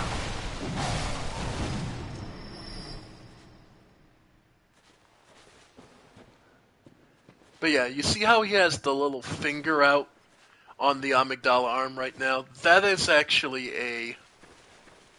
That's the alternate form, and it swings much wider when you do use it that way. Huh. Well, there you go, folks.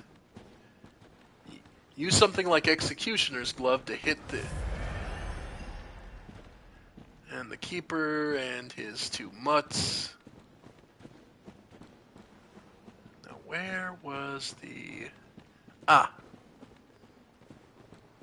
Side room. Because technically we don't have to actually kill everything here.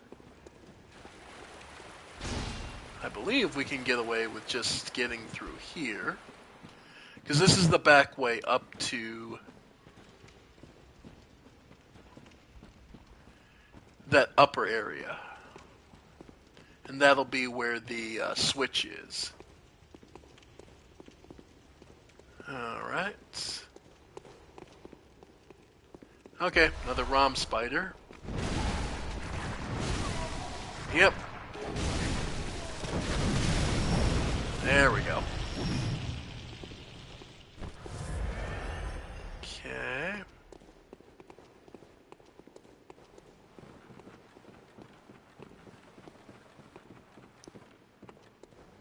Yep. And here we are on the upper layer. Okay. So there's probably a switch or access to the room with the switch somewhere in here. Ow. Ow. Fuck. Come on, Waller.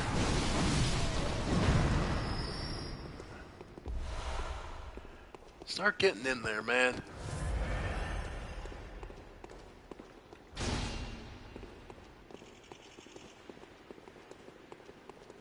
Alright.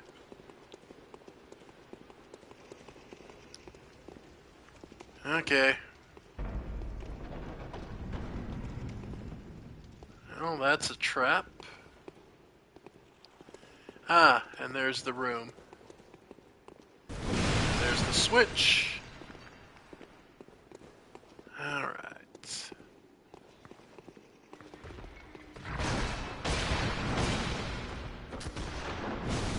Luckily, he's the pistol type.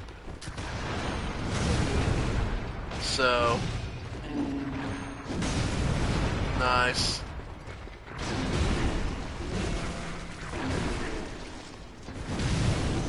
There we go.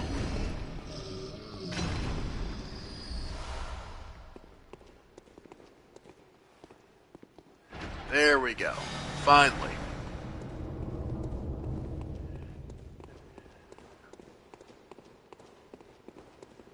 Alright.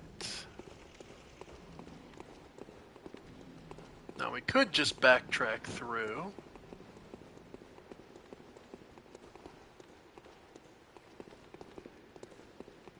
But remember, there are elevators that are the easy way down. Just remember to look and see if it's going to lead you to getting one of these big bugs to blast you with a meteor.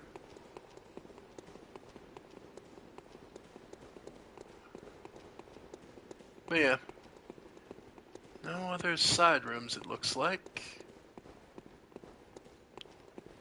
But again, no, looks like no elevators this time. Just back the way we came. Oh well.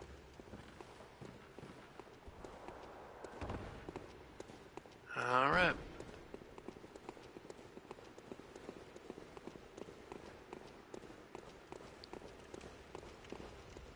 So, we finally made it through. And trust me, folks, we could go after everything in here, but honestly, though I do love the discovery that I didn't realize just smacking those bug things with the executioners would be that effective. Of course, I don't really use the guns that much, so it's one of those cases where, because I don't, I miss out on the fact that that's a major weak point for them.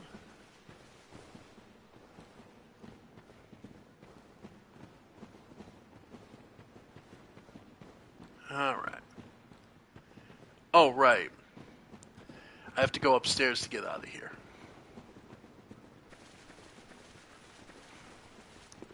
Oh, shit. Ow, fuck. Alright. Nice. Yeah. His dogs fucking suck. Ow. Yep. Every time I... Yeah. Yeah, his dogs fucking suck.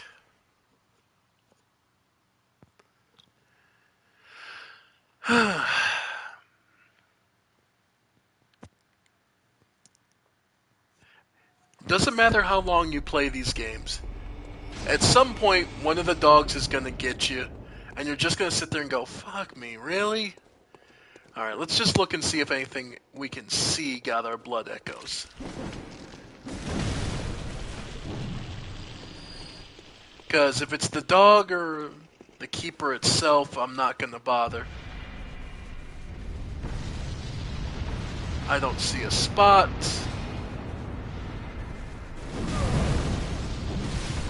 Yep.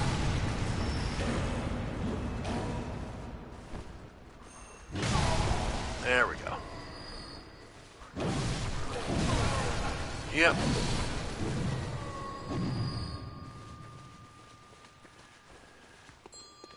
Yeah.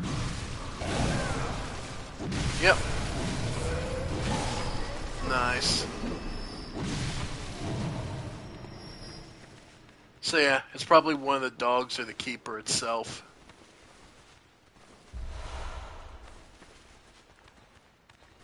Oh, no, they dropped right here. Alright. You know what? I'm fine with this. Hey, Waller?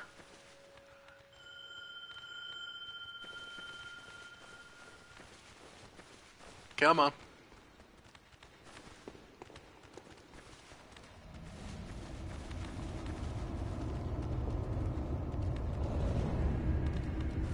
Alright.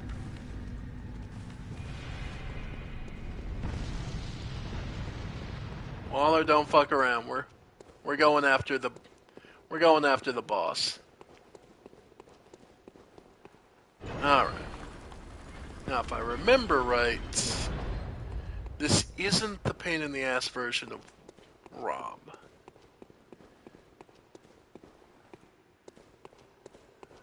Like, it can suck, but oh wow. Prospector Oleg, sure. A rarity.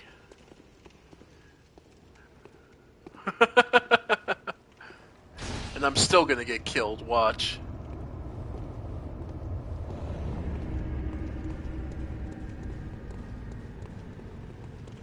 Alright.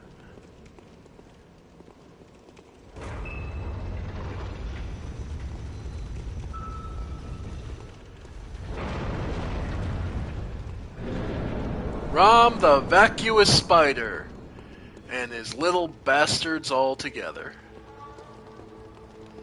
Now this room, you do have cover. So, like, there are more places to hide from Rom's meteor attacks. Take your time, pick off the spider babies one by one. Yep. Yep. Again, this is nowhere near as big as the lake. So, that's both good and bad, because what that means is Rom doesn't have as many places to hide. But it also means any of his flailing towards the end is very likely to hit you and hit hard. Alright. Not to mention, you won't have as many places to hide to evade some of his meteors and summoned attacks. You can teleport. There's not many places you to go in here, buddy. Yeah, okay. And this is the other downside. You end up ending up in the middle of his damn pack pretty frequently. Yep. Like I said, though, the pillars in the room do give you plenty of room to mess with his, to avoid his meteor attacks. And like you see here, if you have two guys helping you, it's easy to distract the horde. Ow. Yeah. Again, from a lore perspective, it is funny to think Bergenworth is why we don't use the Tinnitrus much. Why most hunters don't use the Tinnitrus is because they decide to work with someone like Rom. And it would don't... Alright. And this weapon is only really built to get rid of Rom and his kin. Oh, get away. There's the explosion. Okay. Nice. Get away. Yep. Okay. Alright, while he does that, let's see how this does on him. Alright.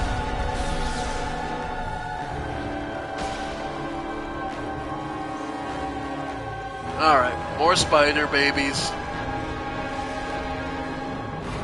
Again. Yep. There's the explosion. Yep, and now he's going to go for the unders. Again, that's not that dangerous while you're out on the lake. But when you're here, because you can't see where they're coming from as easily. Alright, one of our guys is dead.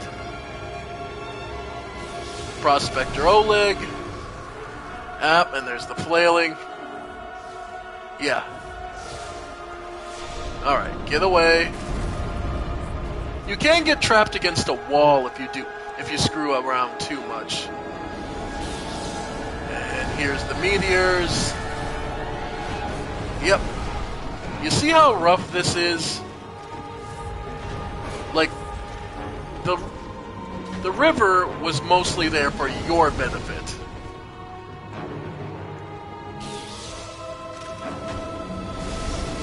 Yep. Yep. Yeah. You can see why this is a rough fight.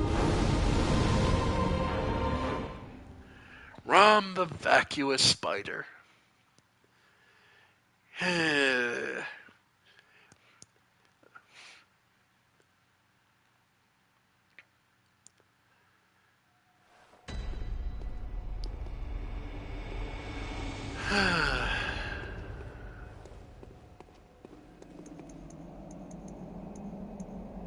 Alright.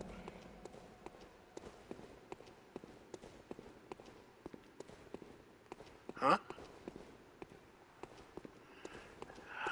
end up...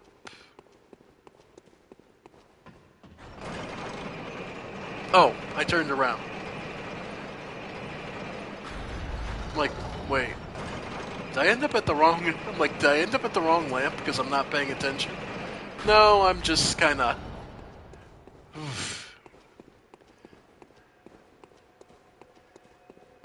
Yeah, ROM sucks.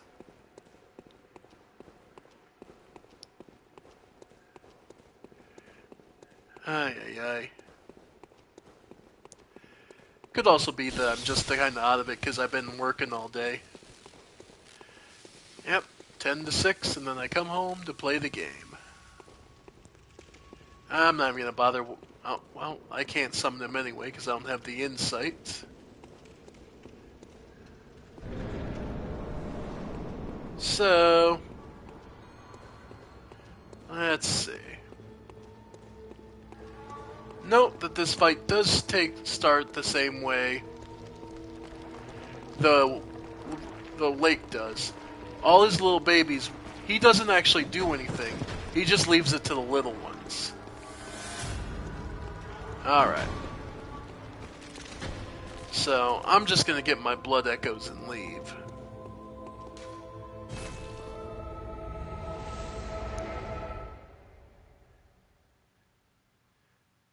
Because there's no point in risking it.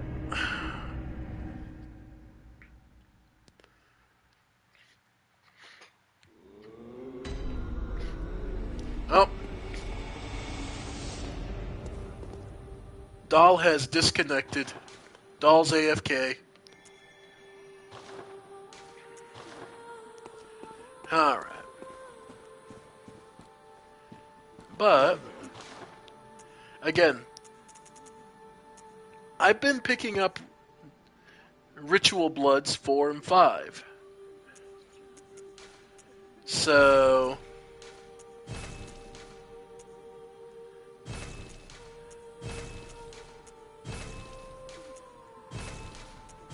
puts me at 100,000.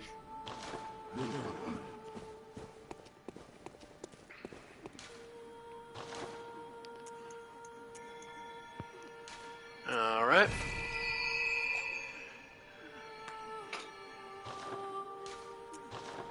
Alright. And the rest. Alright. So we could go back in, but if I'm honest, not feeling it anymore. We did good for the Chalice Dungeons. I will have to complete it at some point, but I don't feel like I need to right now.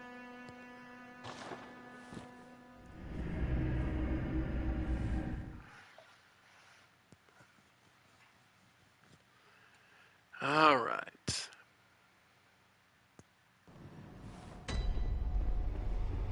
Instead...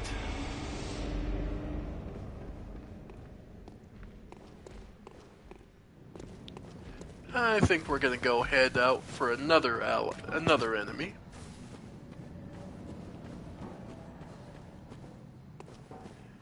Alright. And yeah, I know there's a witch up here, but you know what? Let's just go fight Ludwig. Alright. Well, thank you. Hope you enjoy this and everything else I do. Alright. Come on, big boy. Ow. I gotta remember, it's half a heartbeat, then he drops. Yeah? Huh. Yeah, getting used to his spacing is usually the hardest part. Yep. Yeah. Because honestly, it's Ludwig's spacings. Because of the awkward shape and size of his body that can throw you off. Yep, there's the horse charge. He has a lot of attacks. And it's a lot of variations on attacks. There we go. Yeah. Yep. There it is. Alright. Okay. Half a heartbeat now. Yep. Yep. Yep. Okay. Yep. The wide spray. Yep. Yep. Okay.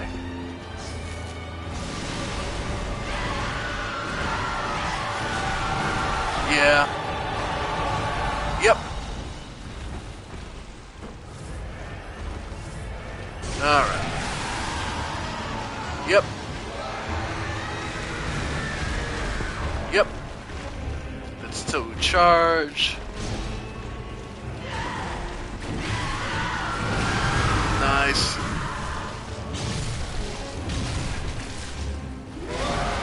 And down.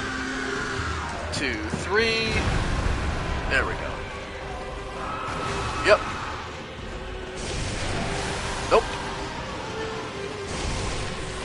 Spray.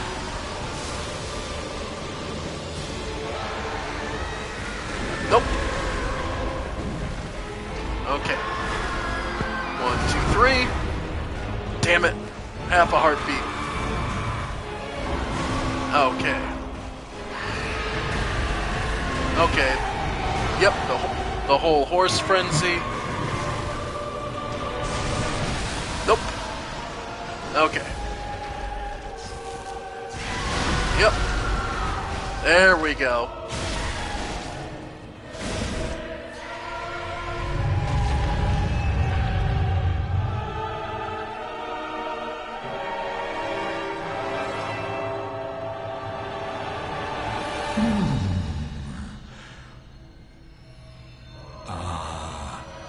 You were at my side all along.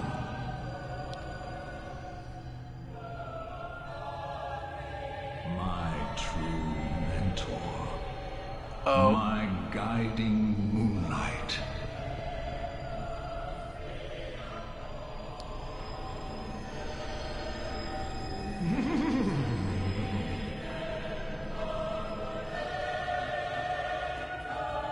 Say hello to Ludwig the Holy Blade. Yep. Yep. Yep.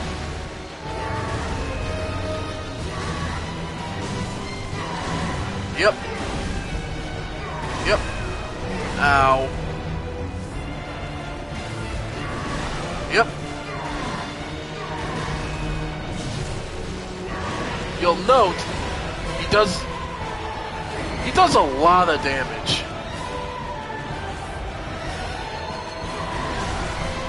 Yep. He doesn't take much damage, is he? He doesn't flail as much, but he's far just as effective in the second phase.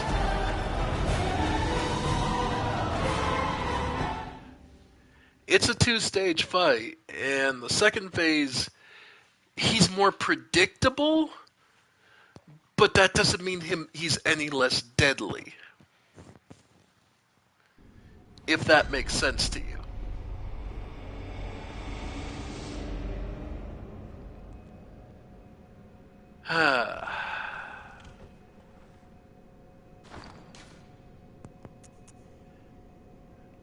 Well, I think we've done good for today. We got through.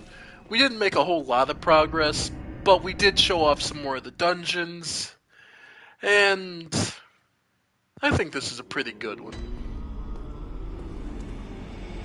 Oh. Use makeshift altar to quick search and join chalice dungeons, or to quick search and join co-op, or even threat other players. So, co-op chime. So if you want to help, if you want to fight people, this is the quick way to do it. So, for those curious.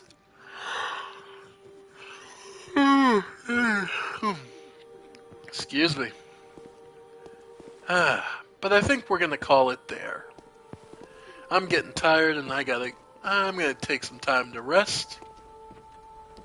So, I want to thank you all for joining me.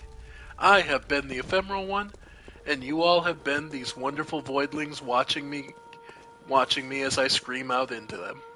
So, I want to thank you all, and I'll see you next time on this, or maybe something else. Bye for now, folks. Bye for now.